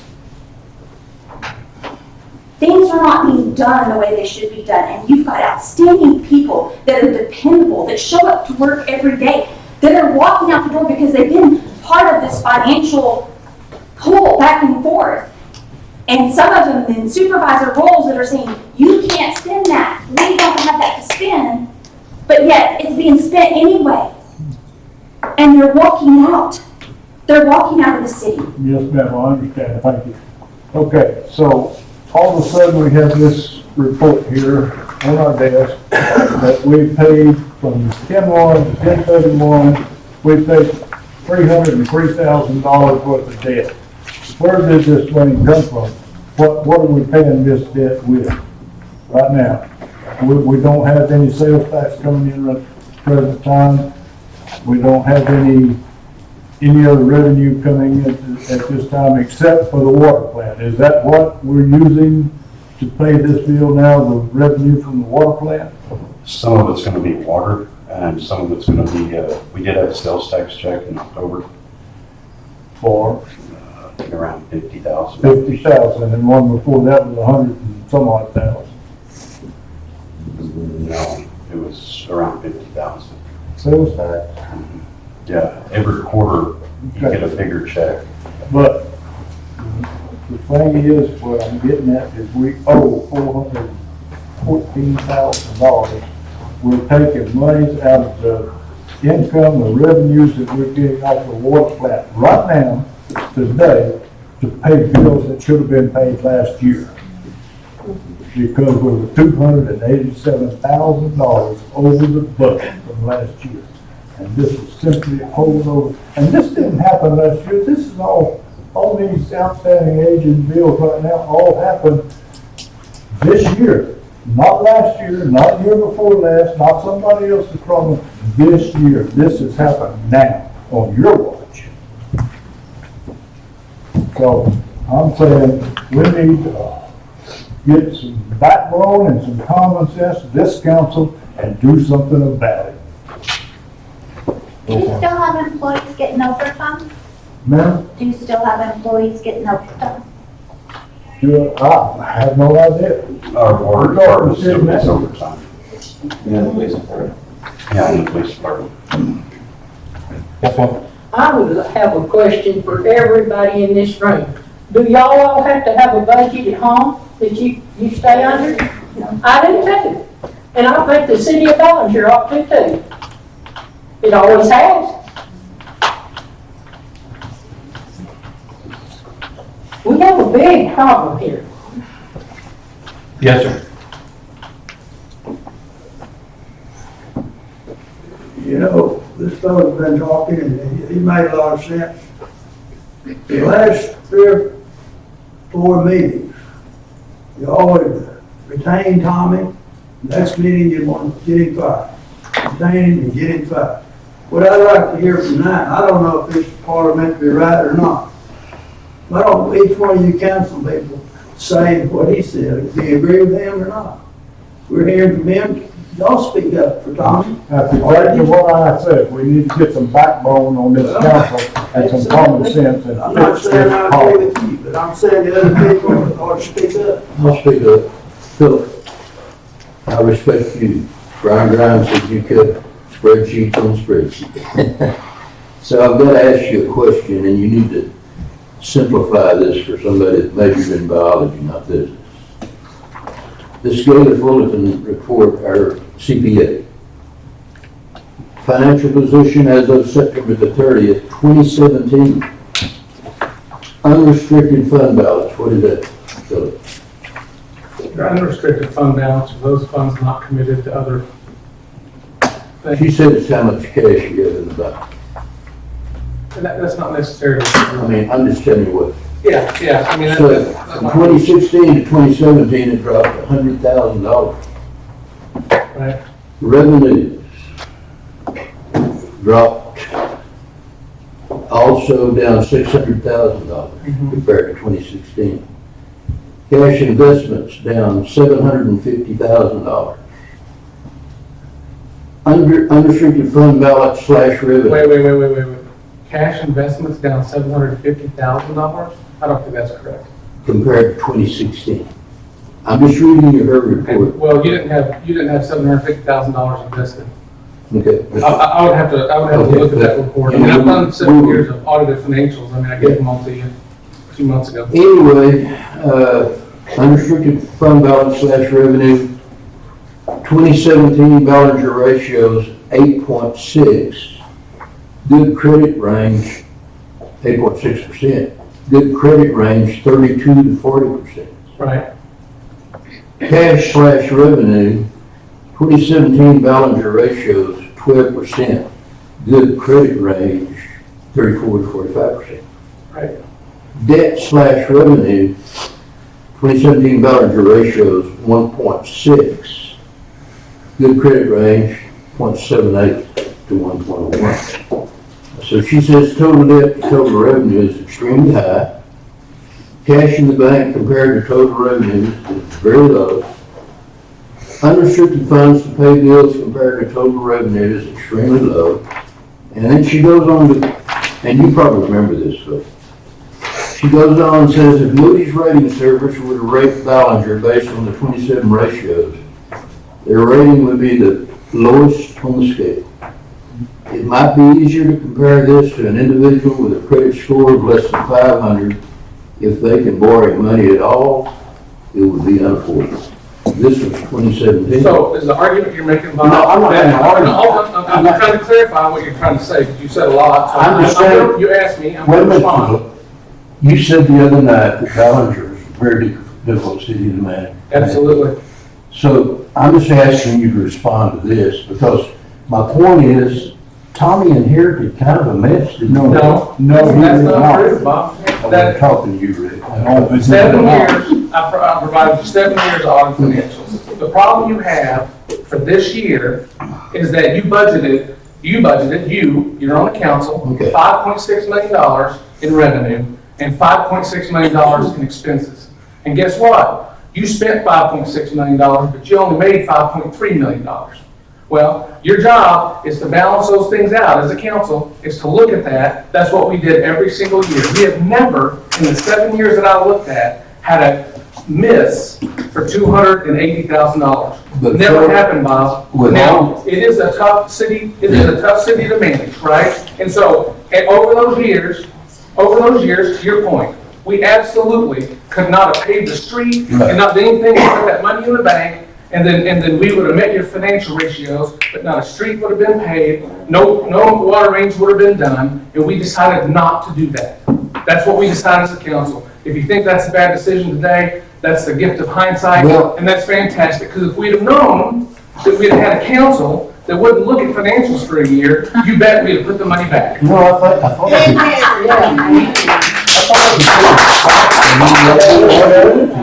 I'm just trying to get you to. No, what you're doing is you're pulling out little aspects, and I already showed you that 7 years. But Philip, let me respond to you. Okay? And I'm on your side, buddy. Yeah, okay. Because it's I'm hard. glad I don't have a lot of people on my side like that. I know you've been blocked on Facebook, but anyway. It's hard to keep up with the financial things when you get only 3 financial statements a year. Absolutely, Thank you. absolutely. But why didn't you? Why didn't you get them? Well, then why is he still here? That's in the charter. Why is he still here? Ask the other council members. I have a question. All right, I didn't say this at the beginning, it's getting a little out of hand. I need professional, mature adults, not speaking out of turn, speaking over anyone, or getting out of control, please. Okay? It's sure hard not to. I understand, but I need you to, please. Yes, ma'am. So I have a question with regard to the charter. We're focusing on changing the charter so much. We're going to vote on propositions. If you haven't already voted, I haven't, I'm voting tomorrow. We focus so much on changing the charter.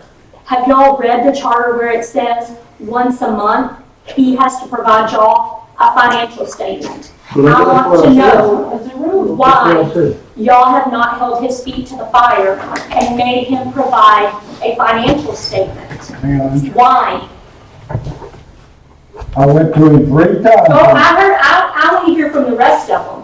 I want to know why, if we're busy gonna change the charter, why we're not implementing the charter. Why are we not implementing the charter? We are in trouble. We are in trouble. I would like somebody to answer me. Well, for 4 months, when we changed over from one software to the one we're currently using, there were running about 4 months that in that process of the changeover, we weren't actually able to provide one. So You can't pen and paper one?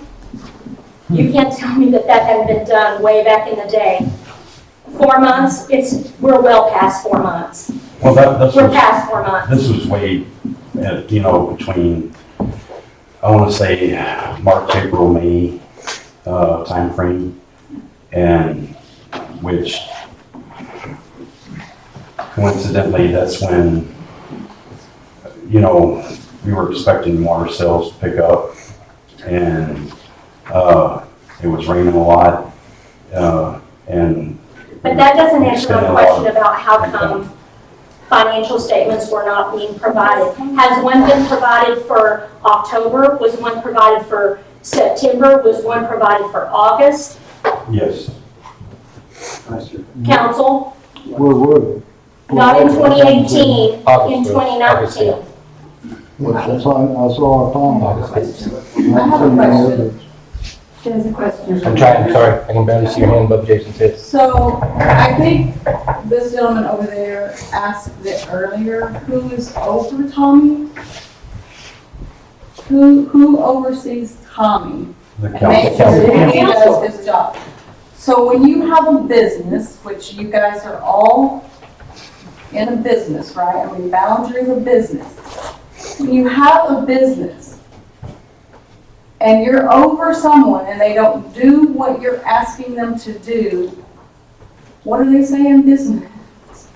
Whose responsibility is it? That's exactly what I'm trying to point out.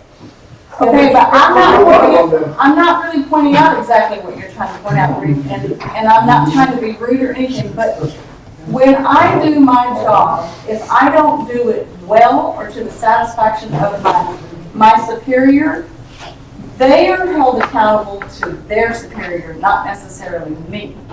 Do you know what I'm saying?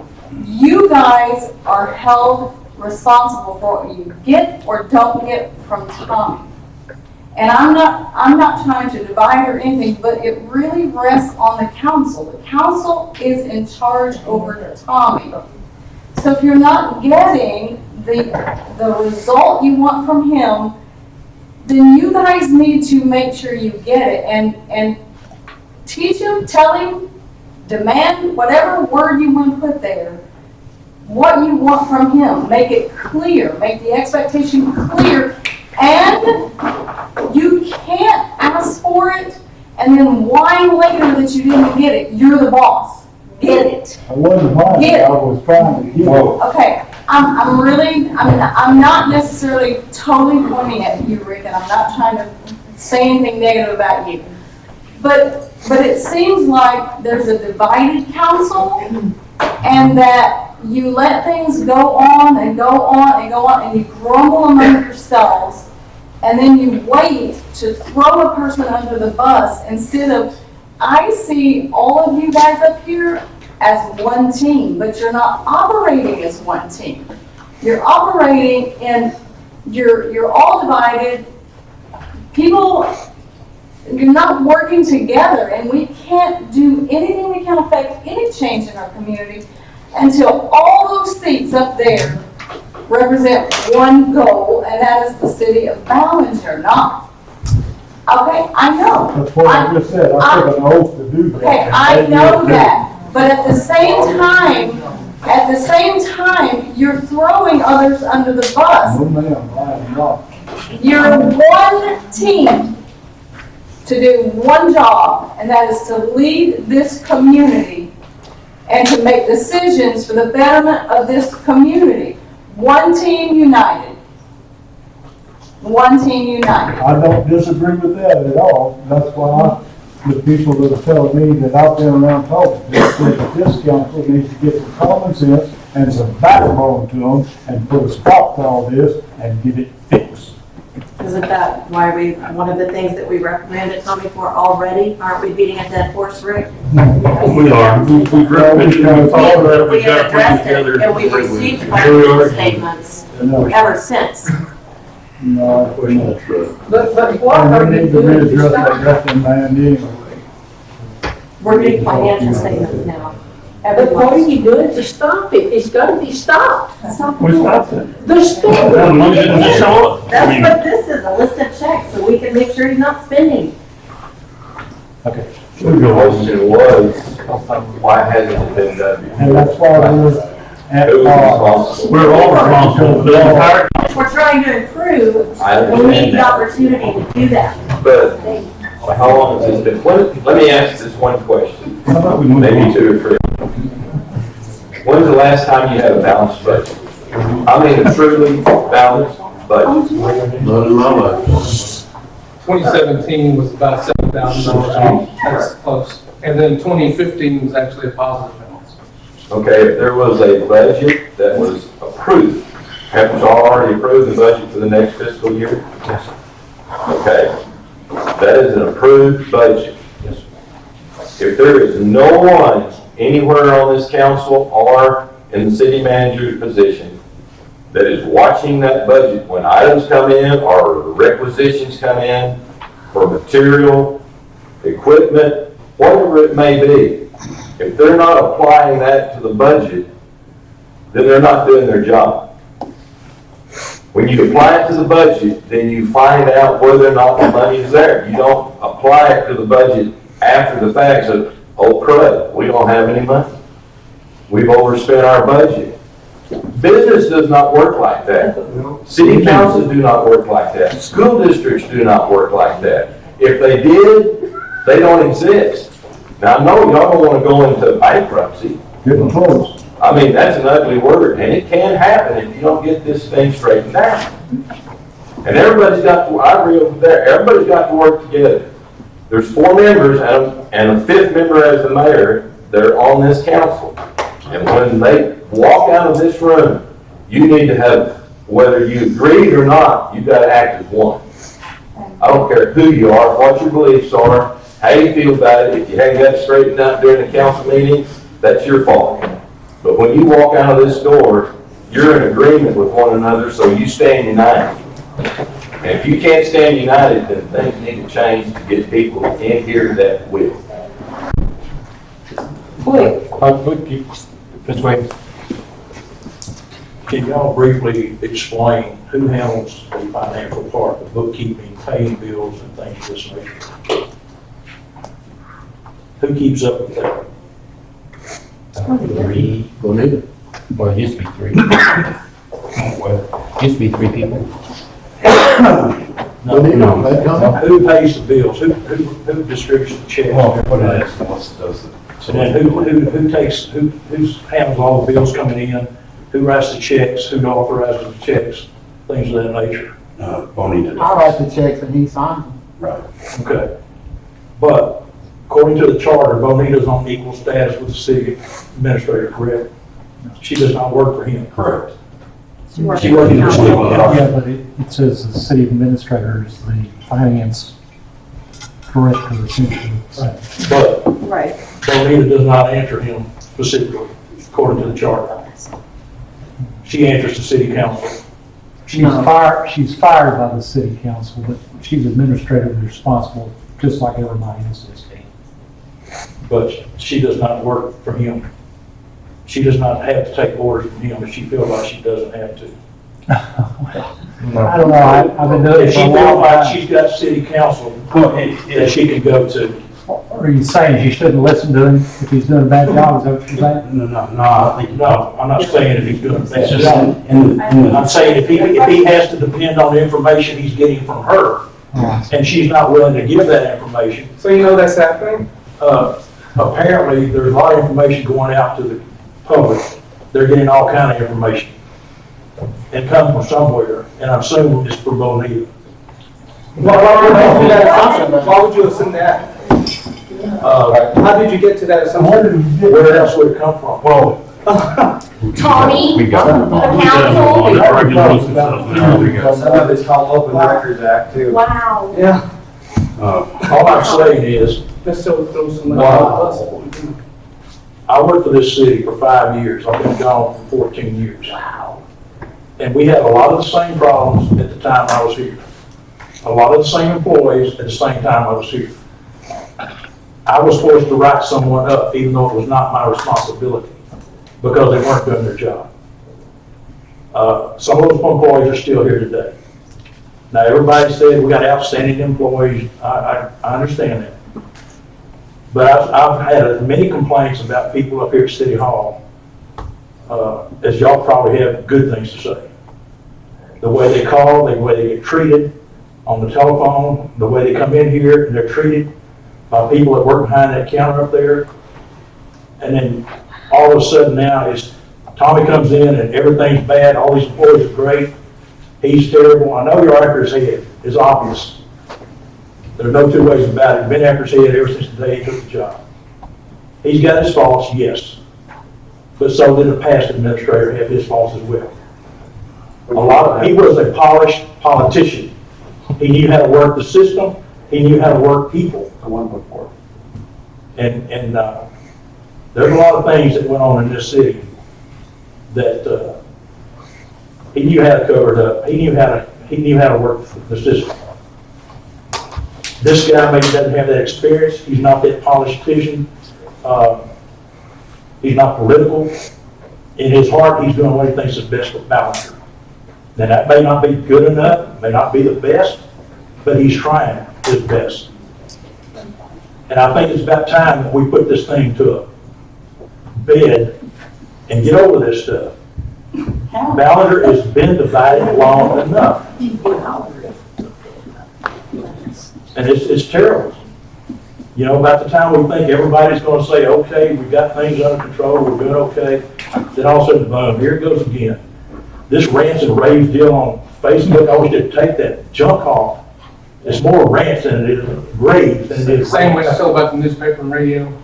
Okay. Well, but anyhow, you know, put this to bed. I mean, yeah, the man came in, maybe he didn't have all the technical experience, all the financial experience, but he was doing what he thought was best for Ballinger. It might not have been the right thing, but we're starting a new budget year. At least give him an opportunity to come in here and try to take care of his mistakes. Instead of just saying, we want his head on a platter, and we're not going to be satisfied until we get it. Now, I understand. Overtime situation, water department, that's uncontrollable. You can't control when you're going to have water leaks. They're going to be out there because they got to be there. It doesn't make any difference. They're going to have overtime that's not counted for. You can't account for those kind of situations. I gave him that, You know, I gave him part of that, I told him that. I said, there's sometimes you have to have overtime because just this past weekend, they had leaked up our Methodist church, but they didn't know what's gonna happen, and it's overtime, I understand that. But there's too much that hasn't been enough management to see about that. small tools and things of that nature, that might include new motors, I don't know. You know, that could include a $6,000-7,000 mower for the parks department or something. We hear it's all a possibility, but it needs to be addressed. All this overtime, all this has to be addressed. And we did, we changed it in the budget, we took the overtime down, we took the bill down. But we still have to pay bills with this year's money. But what do you want to Last year, They this should year's come money. trim the budget. We trimmed it very All well. of them not Yeah, done. we trim the budget. We trimmed the budget, I'm not disputing that, we did trim the budget. I've been here, so. Okay. A few meetings back, he was trying to go raise the tax rate. Everybody's up in arms. The appraisal district didn't have second thoughts about raising appraisals this past year. I mean, it was ridiculous how much the appraisals went up.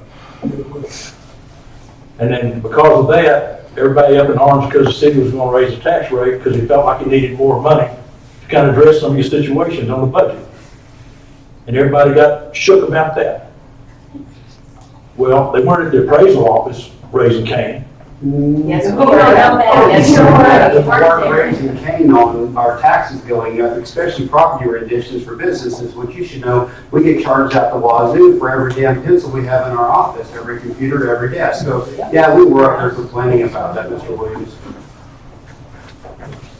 Well, there was a gentleman here at a meeting when all this tax situation was coming up that sits on the appraisal board. That would be Justin. Go ahead and say his name. And, well, I don't really know what his name was. I knew he was from the appraisal district.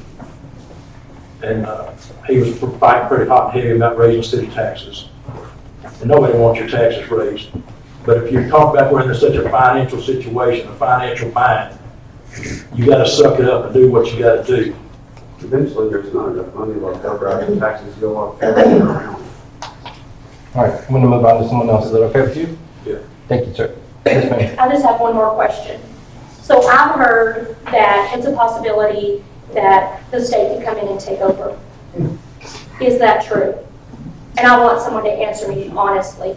So look at the order.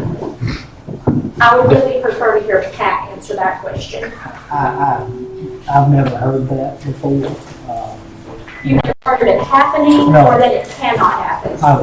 I've never heard it happen before unless it was a city that was literally, there was a city down in the valley where literally the theft, they'd stolen all the city money, city staff, city council members.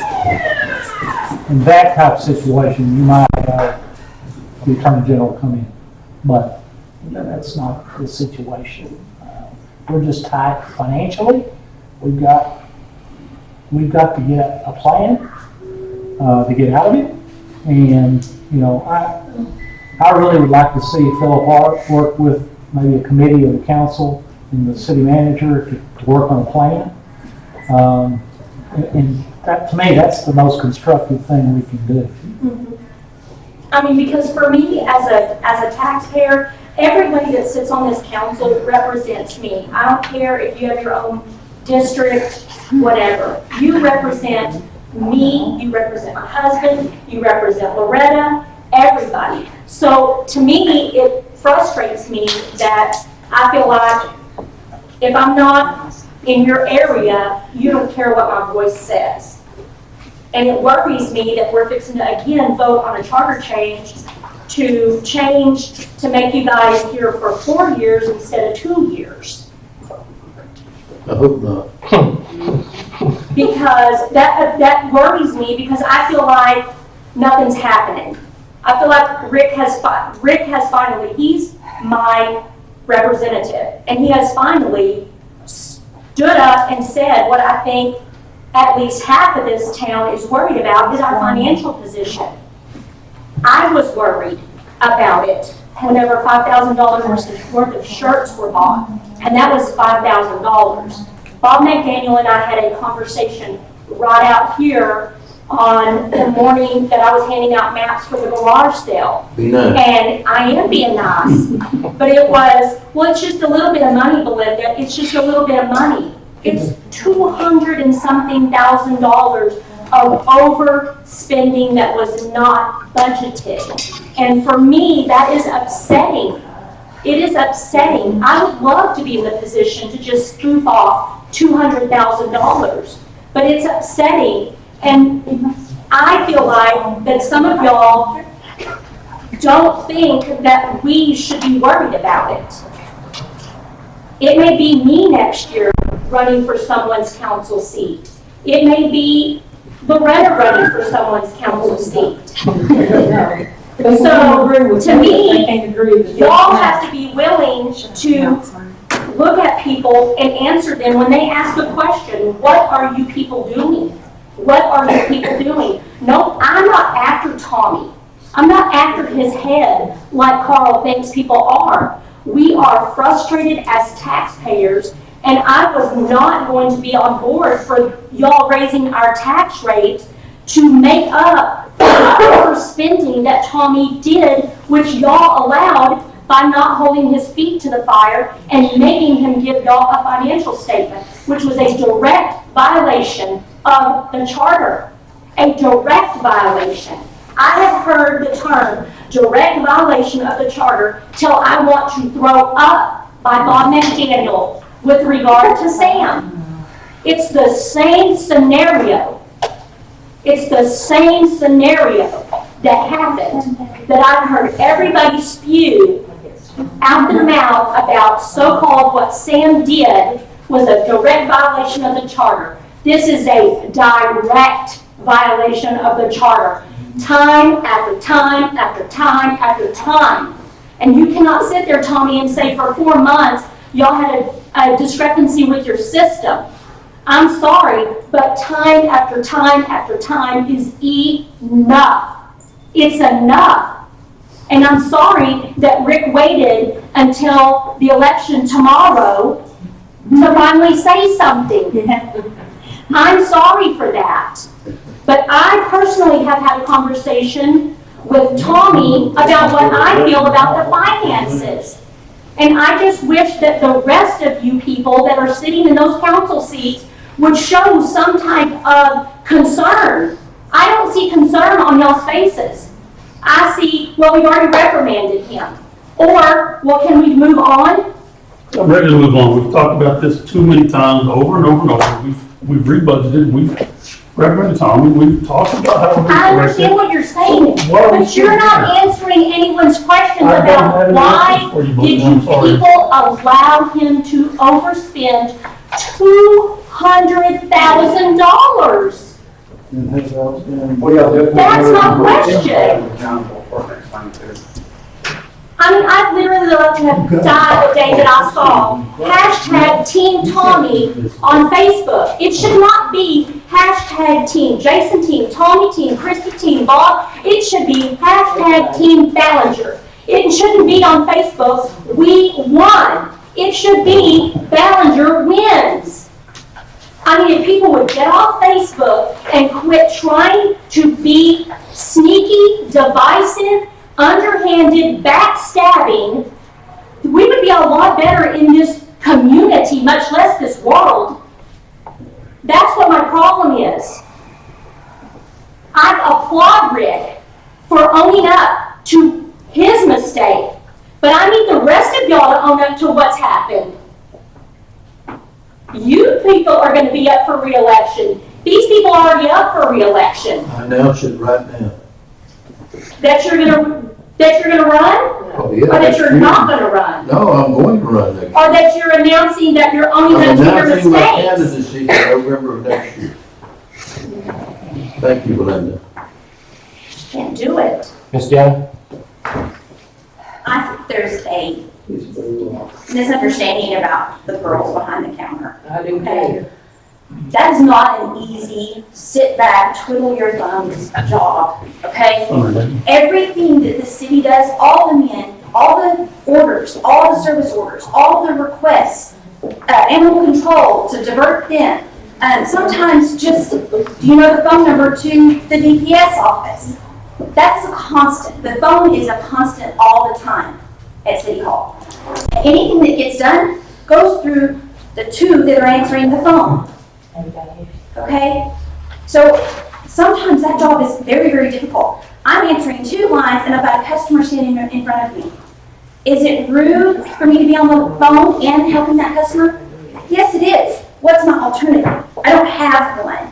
Everybody has a need, and I'm trying to fulfill those needs. And sometimes that customer may walk away from me without me saying, thank you, have a great day. Because I'm still on the phone helping the one or two other people that are on the phone. There's a misconception that we're sitting there twiddling our thumbs and it's not happening. Those phone calls that we're getting in lately have been about the bills. I need to talk to somebody about this past due amount. I need to talk to somebody about this past due amount. I said, well, you can talk to Bonita. I've already talked to Bonita. I need to talk to somebody else. Well, you can talk to Tommy. Here's the response that we're getting. Do not give me Tommy's number because he will not call me back. I don't want Tommy's number because he will not call me back. So then I'm stuck there, okay. They've talked to Bonita. They don't want to talk to Tommy.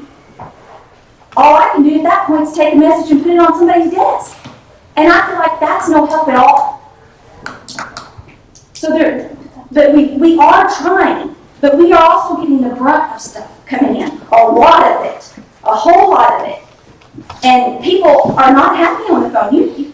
If anybody's ever received a phone call from a creditor before about something that has not been paid, they're not usually nice. They want their money, they want it now, they don't care who they have to talk to get it. We're the ones that are answering those phone calls. So it's not an easy job all the time. We try our best while we're up there, and I'm sorry if we did offend somebody because they didn't walk out the door, we tell them have a nice day, or that we couldn't help them. There are incidences that we cannot help. Mine's all right. We're also getting emails too from vendors who say we can't get a response from Tom. Like, who are we supposed to send those to? I mean, that's my question. Who do we send those to if nobody's going to return our calls? The Fogger guy came from Houston a couple of weeks ago and said, well, he wants to talk to Tommy in person because he won't return his calls. Came all the way from Houston, and which of the father's gone now, but who are we supposed to send these to? All right, there was 2 or 3 back there, we're gonna do 2. Okay, hold on, hold I'm on. gonna go to the aging reports. Okay. Okay, so, Tommy, this is for you first, I need to ask something. When bills come in, they go to Bonita or you? They go to Debbie Lake. Debbie Debbie Lake. Lake, okay, Debbie Lake, and then from Debbie Lake, where do they go? They're on the computer and I choose which one is to pay. Okay, so Tommy, do you handle any of the bills that come in? Do you get to see any of them first before they do, or before Bonita does the check run? No, So you get none of the bills? no, Okay, but you know what is outstanding and what is owed? by looking at the reports. I'm looking at the reports, okay. City of Abilene, can you give me what we owe City of Abilene? I believe it was last week I looked at it, it was, I believe a total of $92,000. Okay, 92,000? Why does it say 32,000 only on here, on the report? That's a good question. Do you have an answer? I do not. Why not? I saw that today when I was You looking at the aging report. You didn't check? No.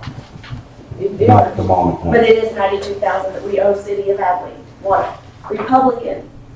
How much do we owe Republic? I will have to double check. I believe it was hovering around 100,000.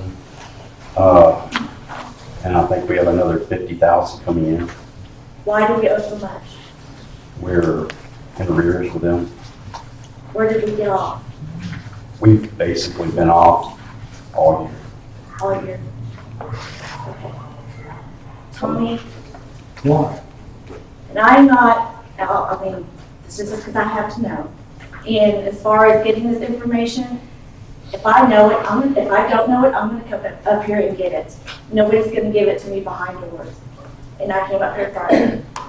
So, I did my homework. But Tommy, how are we going to get all this down? How do you see yourself getting out of the hole with some of this stuff and getting it paid for this following year? Okay. Well, we've curbed the, our payroll down substantially.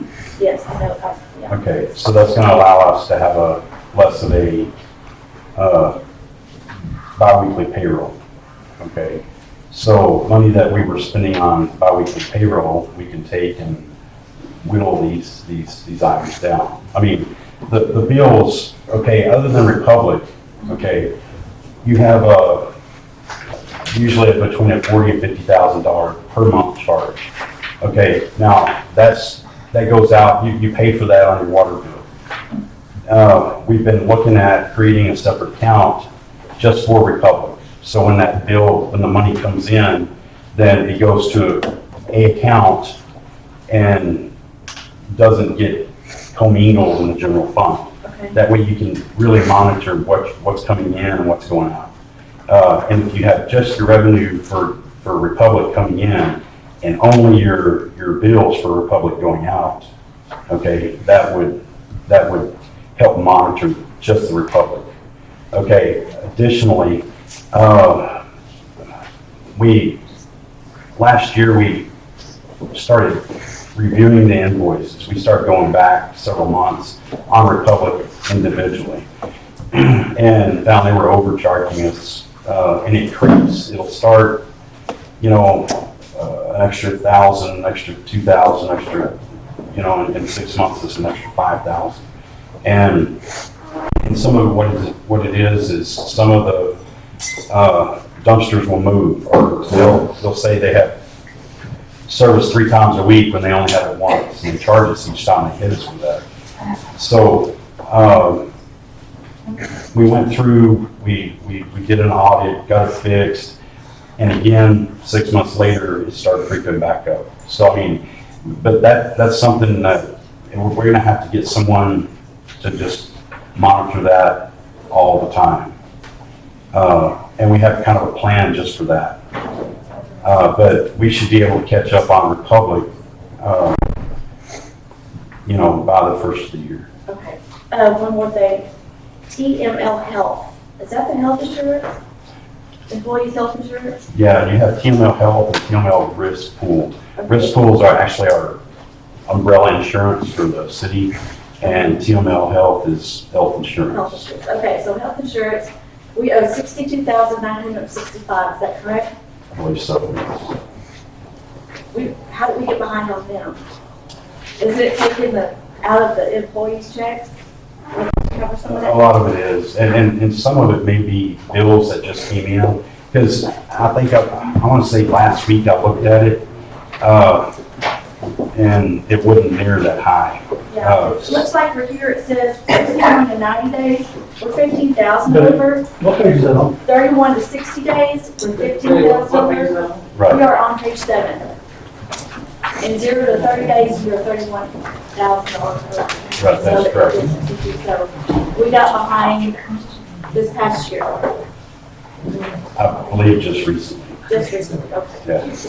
Because, And Ginger, do you want one, Ginger? No. Are you sure? I'm sure. Yeah, I do. Okay. All right, so, but you are working on us getting caught up this Yes. year and out of the hole. yes, and, now, you know, again, we will have, we have, not sales tax, property tax coming in. We'll have property tax coming in from now till February, March, which makes up a basis of our budget. Are we gonna make it? I mean, Oh, we will. You know, we have, I think this is good one. this was today. Tony, do you know how much property tax you're talking about?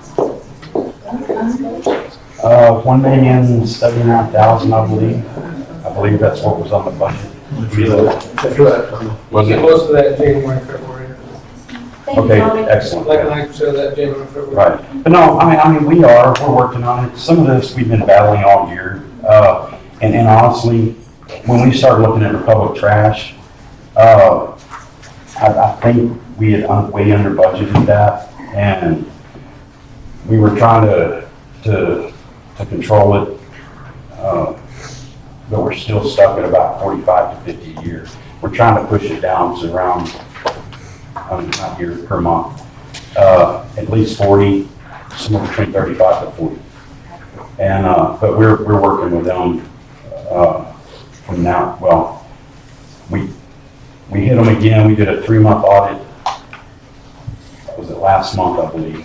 When is the Republic bid back, come back around? 5 years. Well, we got 2 years in. right, 3 years. Anyway, and we've already been advised by Pat to go ahead and put in our notice of termination. So, just so we'll have the opportunity to rebid it again. Did everybody on the council have this? I did, you said that was on page 7. I didn't see it, so that's why I asked for your copy, but I do it, this is a Okay, different okay, line. it's the same one, okay.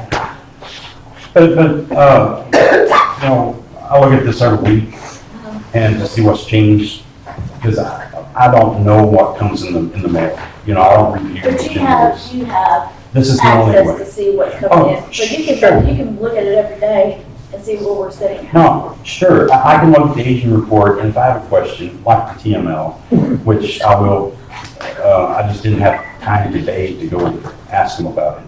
Okay, does the council always look at the agent report? No, they do not, but that is something that we've instituted as of last month. I think that would help. And also the check registry. We're getting on the check registry. Thank you. Yes, thank you. Yes, sir. No, I just want to clear something up right quick that was said earlier, but, you know, historically, and I think Pat said it, that the city manager is the financial administrator. Historically, it's always been the financial administrator. It's the city manager that has always known what the reports were, that explained the reports to the council, and Tommy, I'm not picking on you, I'm just saying this is historically how it's always run. Benita has never been expected to stand up and give a synopsis of a financial report or anything else. Benita does receive the bills, she pays the bills, she can't pay the bill, when she can't pay the bills, she chews you out. And it happened to us too, so she, you know, she chooses out when she can't pay the bills. You know, we were tight before too. But the expectation that somehow, financial management is in Benita's court is not true. Benita is trying to get all the bills paid on time. She'll pay whatever bills she can. She does have to pick and choose when funds get tight, or what bills get paid and what bills don't get paid. But that is always rested with the city manager, which you know, Tommy did not have city manager experience in the past, and coming into a city management job, it's a little bit different, and probably, you know, required a lot more oversight. So I think that's a lot of the situation that we're finding ourselves in. But we will get together. We'll try to clear up the financial reporting, make it a little bit more straightforward for Tommy and for the council. So that's not gonna, you know, to Rick's point, it's not gonna solve, it's not gonna be magic, right? It's just digging in the dirt and getting after it and paying it down and negotiating with creditors. That's just what you have to do. How do you feel about getting that report every day? I go to FundView. Do you? Okay. I didn't know if you had it on there, or if you had it through both. No. One of the benefits of FundView that it allowed me access to the aging report, the financial report, to anything on there. So if Bo happened to not be here and somebody wanted, you could get it for them? Yes, yes. But that was as of August. I was not able to pull the aging report from you. Okay. I can show you how. I don't think I have access. You might want. I'll have to check and see. Yes, sir. Okay, so we have a downfall, we have a shortfall. As a business owner, and as you probably already experienced now, you can't count on what's gonna happen in February, because it ain't gonna be what you expect. It may be close, but it may be not. What about you, y'all, somebody laughed when I said one time before, how much property is Ballinger have? And Ballinger says we have a lot. In my dumb redneck, I own a business mind, what can I do to get my numbers up? I cut my budget, I cut my labor, I cut my overhead. That's what we all do. I quit driving my vehicle all over the place, because that's what I do, okay? The next thing is, if y'all have property in Ballinger, something that you can use to bring in money to help offset the debt, because you got something coming in later, but if you have something that can offset the debt now, instead of vehicles, the vehicles are always needed, tractors are always needed, backhoes are always needed, equipment, chainsaws, blah, blah, blah. You don't go to the pawn shop, sell it, and then go back and rebuy it. It's kind of dumb. So if you have property, if you have real property that's worth value, I mean, what do you have that's worth $447,000? I don't have a reading glasses, so don't laugh at me if I can't read this. $441,171 worth of money that's for your over 90 that y'all can, that Carl Williams or another real estate agent can help y'all broker and sell to bring you in the revenue that y'all need to bring you to zero by, let's say, January the 1st, give or take. That way, when we start the next year, we're not starting off so far in debt that way the money you do come in is actually surplus to help get caught up for the next part of the year. Well, we've already started our new year. So I know, but I know what you're saying, and that has been mentioned before, is looking at property for sale. The airport property. Yeah. Right, How long was that lease for? 10 years. But even if you sell the property for the airport, my understanding is right from another person. If you do sell it, they can actually lease it from the other person, or the leaser can buy it from you. Sure. And then that is if you an got option. $1,500 an acre on 600 acres, that's $900,000. And that's probably lowballing for property around this area, correct? So $2,500 an acre, you can make a significant amount of money on it, get rid of it. And do y'all pay taxes on it? Well, 15. If you could talk to Philip Bark about that, I would sure appreciate that. Yeah, because, I mean, The airport actually makes money every year, so you gotta be careful about I mean, it's just a spreadsheet, right? Just put in the spreadsheet and look at it. I mean, it's something in here that's about less than the amount of money that's on this list. I appreciate that, and I think that has been raised and, you know, something we can look at. I'll actually talk to Philip about that. Yes, ma'am. When are y'all gonna put the new budget on the website? That's a good question. Probably as soon as we get it all entered into FundView and you know, I'm not sure where we're at with it. So But as who's soon as carrying it? Bonita. And Bonita is very, very busy. We just shifted into the new year. She's trying to finish up the last year, roll into this year. So when she can get to that, then we can move forward and get that on the website. Until then, please feel, She's doing payroll with them. yeah, that too. But feel free to come up here and, because we can get anything you want. Yeah. Yeah. All right, we're gonna wrap this agenda item up, please. Sam, I never got, you've gone around 6 people without asking. I apologize. The little hand. In my feelings, I thought- it's hard. I thought you were done. Okay, Ms. Riley is going to speak and we're done. So please, no one raise your hand after she Thank you, speaks. thank you, thank you. Mr. Yancey asked a question to each of the other council members other than Rick Marsh, and nobody ever responded. And they're gone right now, but I'd like them to respond to that. And then I have some other questions too.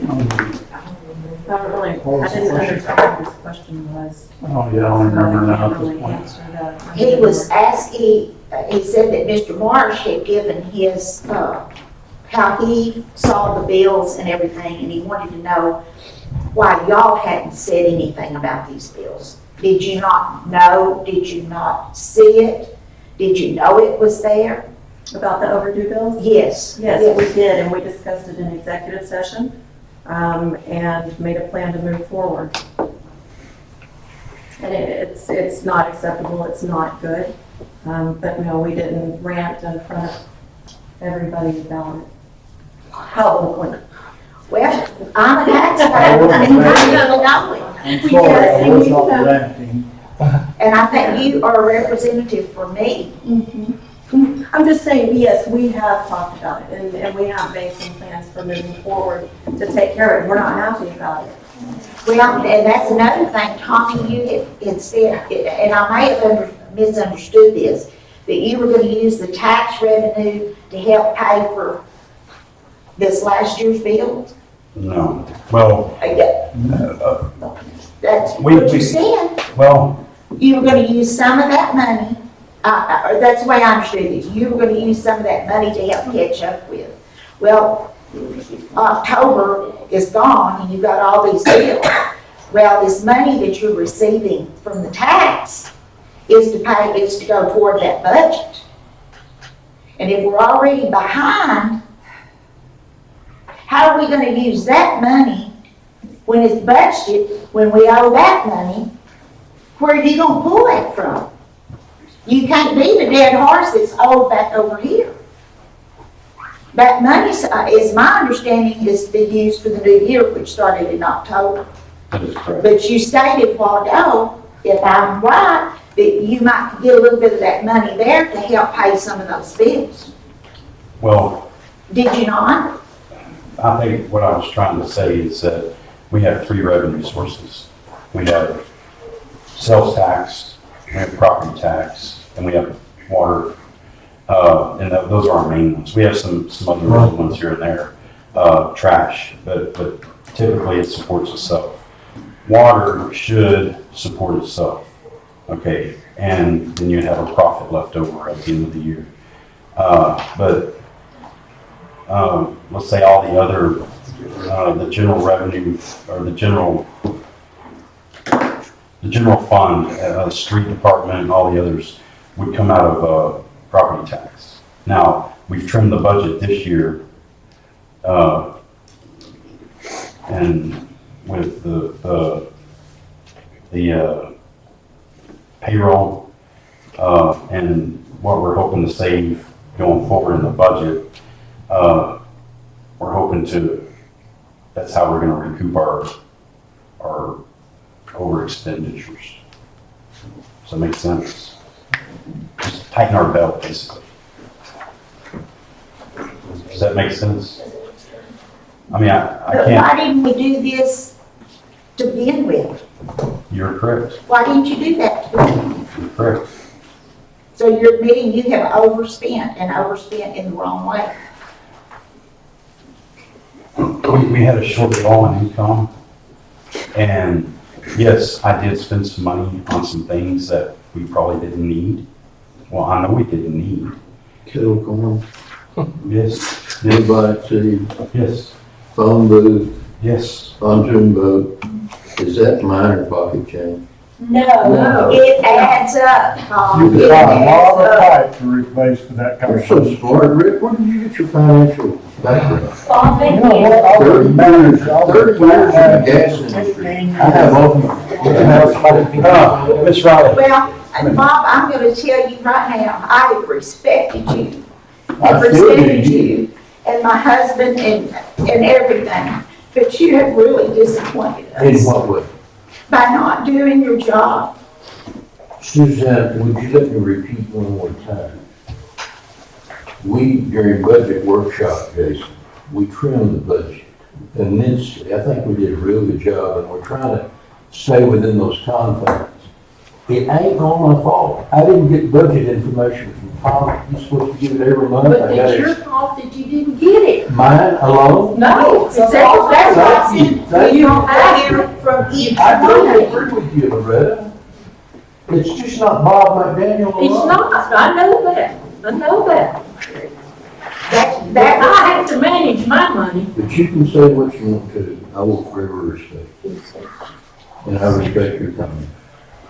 And I appreciate it. well, I appreciate you listening to me. I just want to know, you to know that I'm disappointed with every one of you for not standing up and doing what you were supposed to do. And then we might have been still a little bit off, like you're saying, but we wouldn't be this much off. I don't have the need to keep saying. Wouldn't it be a lot easier on your job if when you got a bill, you could pay it? And that little bit of spending could have been an employee's salary that we laid off for at least a month or two. That's what really.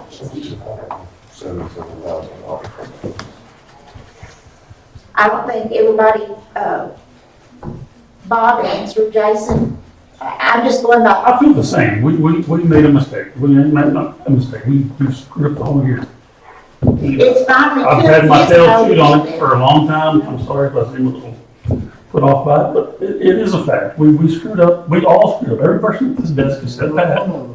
Screwed up. I don't know how y'all can blame Bonita though. Okay, not only every elected person up here screwed up plus Tom. How about that? There you go. So we're not sitting here saying it's great. No, nobody said that. We agree with you. We're going to try to fix it, but continuing to chew on this does nothing. We know. We've got it. We're going through. It was hid though, until No, somebody it's- it was hid before somebody went to look to see what exactly was done. I think it was. If so, y'all Melissa didn't speak up and tell him. Y'all, it was my understanding, y'all told him, do not use that money for the t-shirts, right? Did y'all not? No, that At one of the The meetings, Hot Fund Committee said no, the Chamber of Commerce said no. Exactly. Suzanne, I knew about it after the fact. After the fact. After they were purchased. Hey, we're going back. you're gonna allow him to continue to do this. No, we're not. Just keep on going. That's what we're saying. We're not going to That's what allow we it keep anymore. trying to say, is that we're not allowing it anymore. It was wrong, we should But have if you probably can't paid fix it closer today, I attention. mean, it's not like it's a long process. I mean, Phillips even said so. Phillips is the smartest person on money in this room. Absolutely. You have to pay this man over here for I would. finding your If you want a mistakes. job. So it is, it's November 4th, right? So the next council meeting, probably should look at the financial statement from the previous month And that's when that'll start. That's the time to start it. It's the next council meeting, we have to sit down and just go through the financials. See what the variances are. I'm still not finished. Oh. I want to know, I'm still upset about the grievances and what was done and why you all didn't stand up and see that that was wrong for those women to be done that way. Ma'am, this is not on the agenda. I know you want to hear it, but you have to get an agenda item on that to discuss that. How do I go about doing that? We can have you on the agenda next week. Next week. Can I state that now? No, you have to wait. No, I mean, I will make sure it's on. I believe I'll be talking to you. I'm so rattled, I can't finish all of my questions. So, but I'll write them down next time. All right. Justin? I think, with all due respect, Ms. Garrett's, your rant statement, everybody is extremely frustrated. And y'all all say, reach out to your councilman. Some of us have tried and we've had no response. So if you don't want us ranting in city council meeting, out of all due respect, return our calls. I did return you and Betty's call. Yeah, you said that you would give me a call next week. I never heard. You said you would get with me on Monday, and you did not. No, that's not what I said. I'll have to look Well, at it's you. just- We shouldn't all be crucified publicly for these concerns. Folks, we're citizens. Excuse me, Ms. Bob, what would you say? What? Were you saying something to me? I said neither should we. No. And by the way, I don't get on rants and raves. Well, I don't even know what that's about. you I don't commented know. on rants and raves. Yeah, you did. Over the weekend, Bob. Oh, one comment. Yes, I did, one time. But since then, before happened and since then, and I won't again. But I was complimenting Philip, the previous councilman, when Philip wasn't Yeah, the people who were here before. I complimented them. It wasn't a rant, it wasn't a rave. That was complimentary.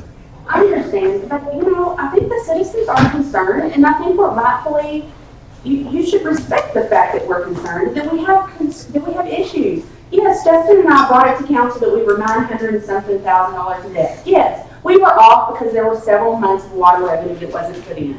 We have been crucified in this town because council members, for me personally, are telling people, why are you still doing business with her? I could go on and on. You know what? At the end of the day, every one of you get a paycheck. You work for somebody. Us business owners, we don't have that luxury. If this town goes to crap, we are invested in this community. What do we get? It's hard as a business owner. You keep putting into this town, spending your hard-earned money, not getting a paycheck because you're wanting more for this town, wanting to provide more for everybody. It makes me want to sell my business and leave, which I think several people would like me to do. It's disheartening. I can't imagine Mueller how they feel about this. I can't imagine how any business owner feels about it, but in truth, nobody wants to stand up and talk about it because they're afraid it's going to hurt their business. Y'all, it is scary stuff. And it's time to get it cleaned up. Thank you for your time. You're the biggest guy in here next to Corey, so we're It gonna. won't take but a minute since I'm such a fool of $905,000, and I don't know what's in the budget for this aging report, but if you add what y'all went over and you add this up, that's $727,000. I'm not too far from my 905. And one other question, do we still have the rental equipment out at the water plant, or do we take that back finally? No, it's scheduled to be picked up on the 13th. Okay, so can you tell me, because I'm not going through all this, y'all know it. Can you tell me how much rental we paid on that, for how many months? And we didn't do the job in 8, 9 months? Only like 7,000, 8,000 a month we were paying rental? I can get a total on that, Well, probably the next meeting. okay, so I think I read somewhere it was 8,000 and it was a 9 or 10 month project, so y'all run that number right quick. 80, 90,000 bucks we wasted not getting our jobs done. That's almost 100 grand. Just paying the rental company to have their property sit out on the water plant and just throw our money away. Don't you know they're laughing? Well, yeah, the whole damn state's laughing at us from what I've been told. Further than that, Okay, that's a wrap. Okay? It's been a while. We're gonna move on, please. Consider approval of building permits. I believe we had 2 unless others came in.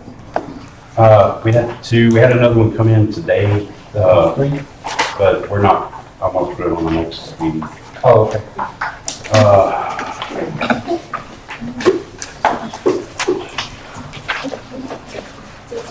One array, 400 broad, carport,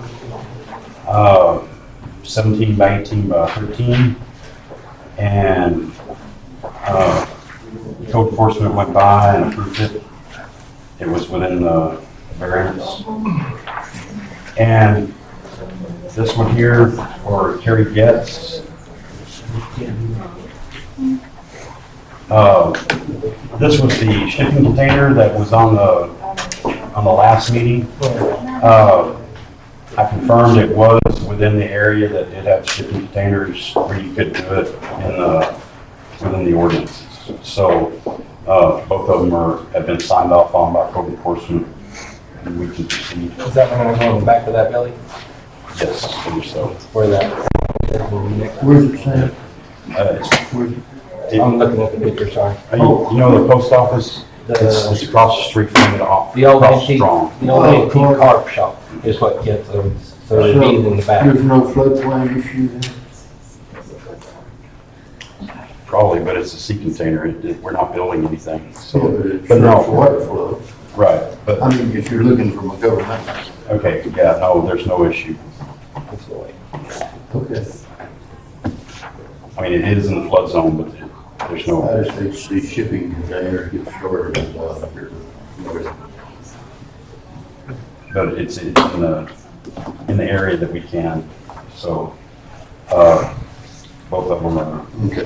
Who inspected it? Steve Nixon. Any other questions? No? No building permits. All right. Question to approve building permits as presented, please. Second? Second. All in favor, say aye. Aye. All right. Here's city administrator, bi-weekly report, please. I'll keep it short.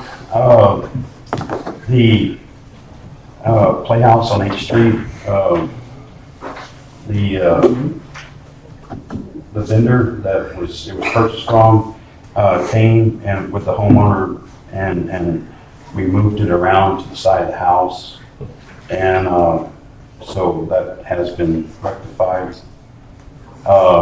We've been cleaning streets, which kind of sparked the whole issue with tagging. We're going to continue cleaning streets. We're also picking up trash and whatnot. I mean, this is just kind of an ongoing deal. But the street cleaning was going to spark a conversation about tagging, so that got knocked out of the water. Something that got knocked off here was we've had a lot of water leaks lately. Cold weather has affected it.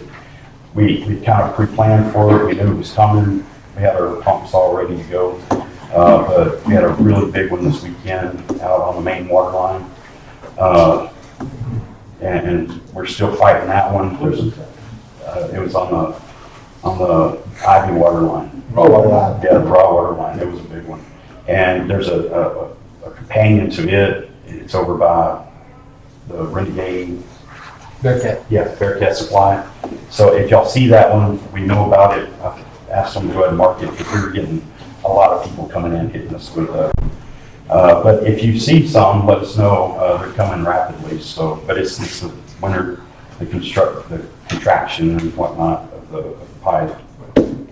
And I guess last but not least, Veterans Day Parade is on 11 November. So that's about all I had. Unless anybody had any questions about anything. So the dollhouse has been moved. Yes, yes. On the side behind the tree. That's so right. Is that the one on 8th Street? Yes, ma'am. Yes, ma'am. All right. Here, request of future agenda items from city council, please. Everybody gets silent.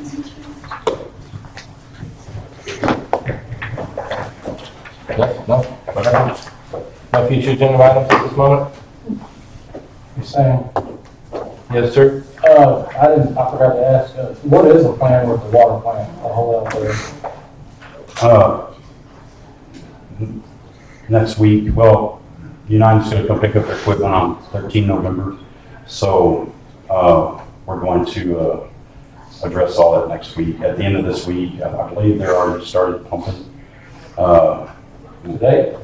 You know, maybe, they've got some of the pumps primed. They've had some trouble with some of the pumps. But we've been working on them the last couple of weeks, trying to get everything straightened out.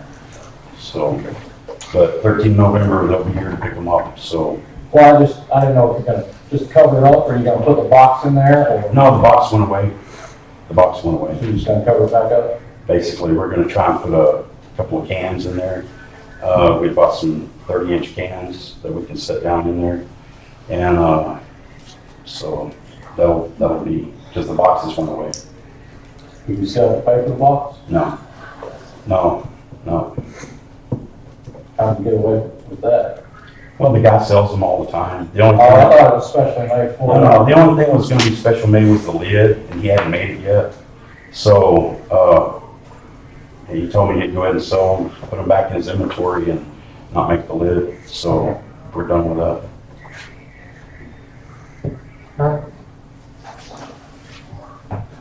All right, thank you, everybody, for coming in. We're about to go into executive, We're gonna cancel the executive session. okay, canceling the executive session. Forget I said that. It's out of there. All right, motion to adjourn. Second. Second. All in favor, say aye. Aye. Thank you, thank you, thank you. All have a good evening, have a good week. Don't forget, if you haven't voted, go vote tomorrow, 7 a.m. to 7 p.m. at all your precincts. Community Center, Elm Creek Green,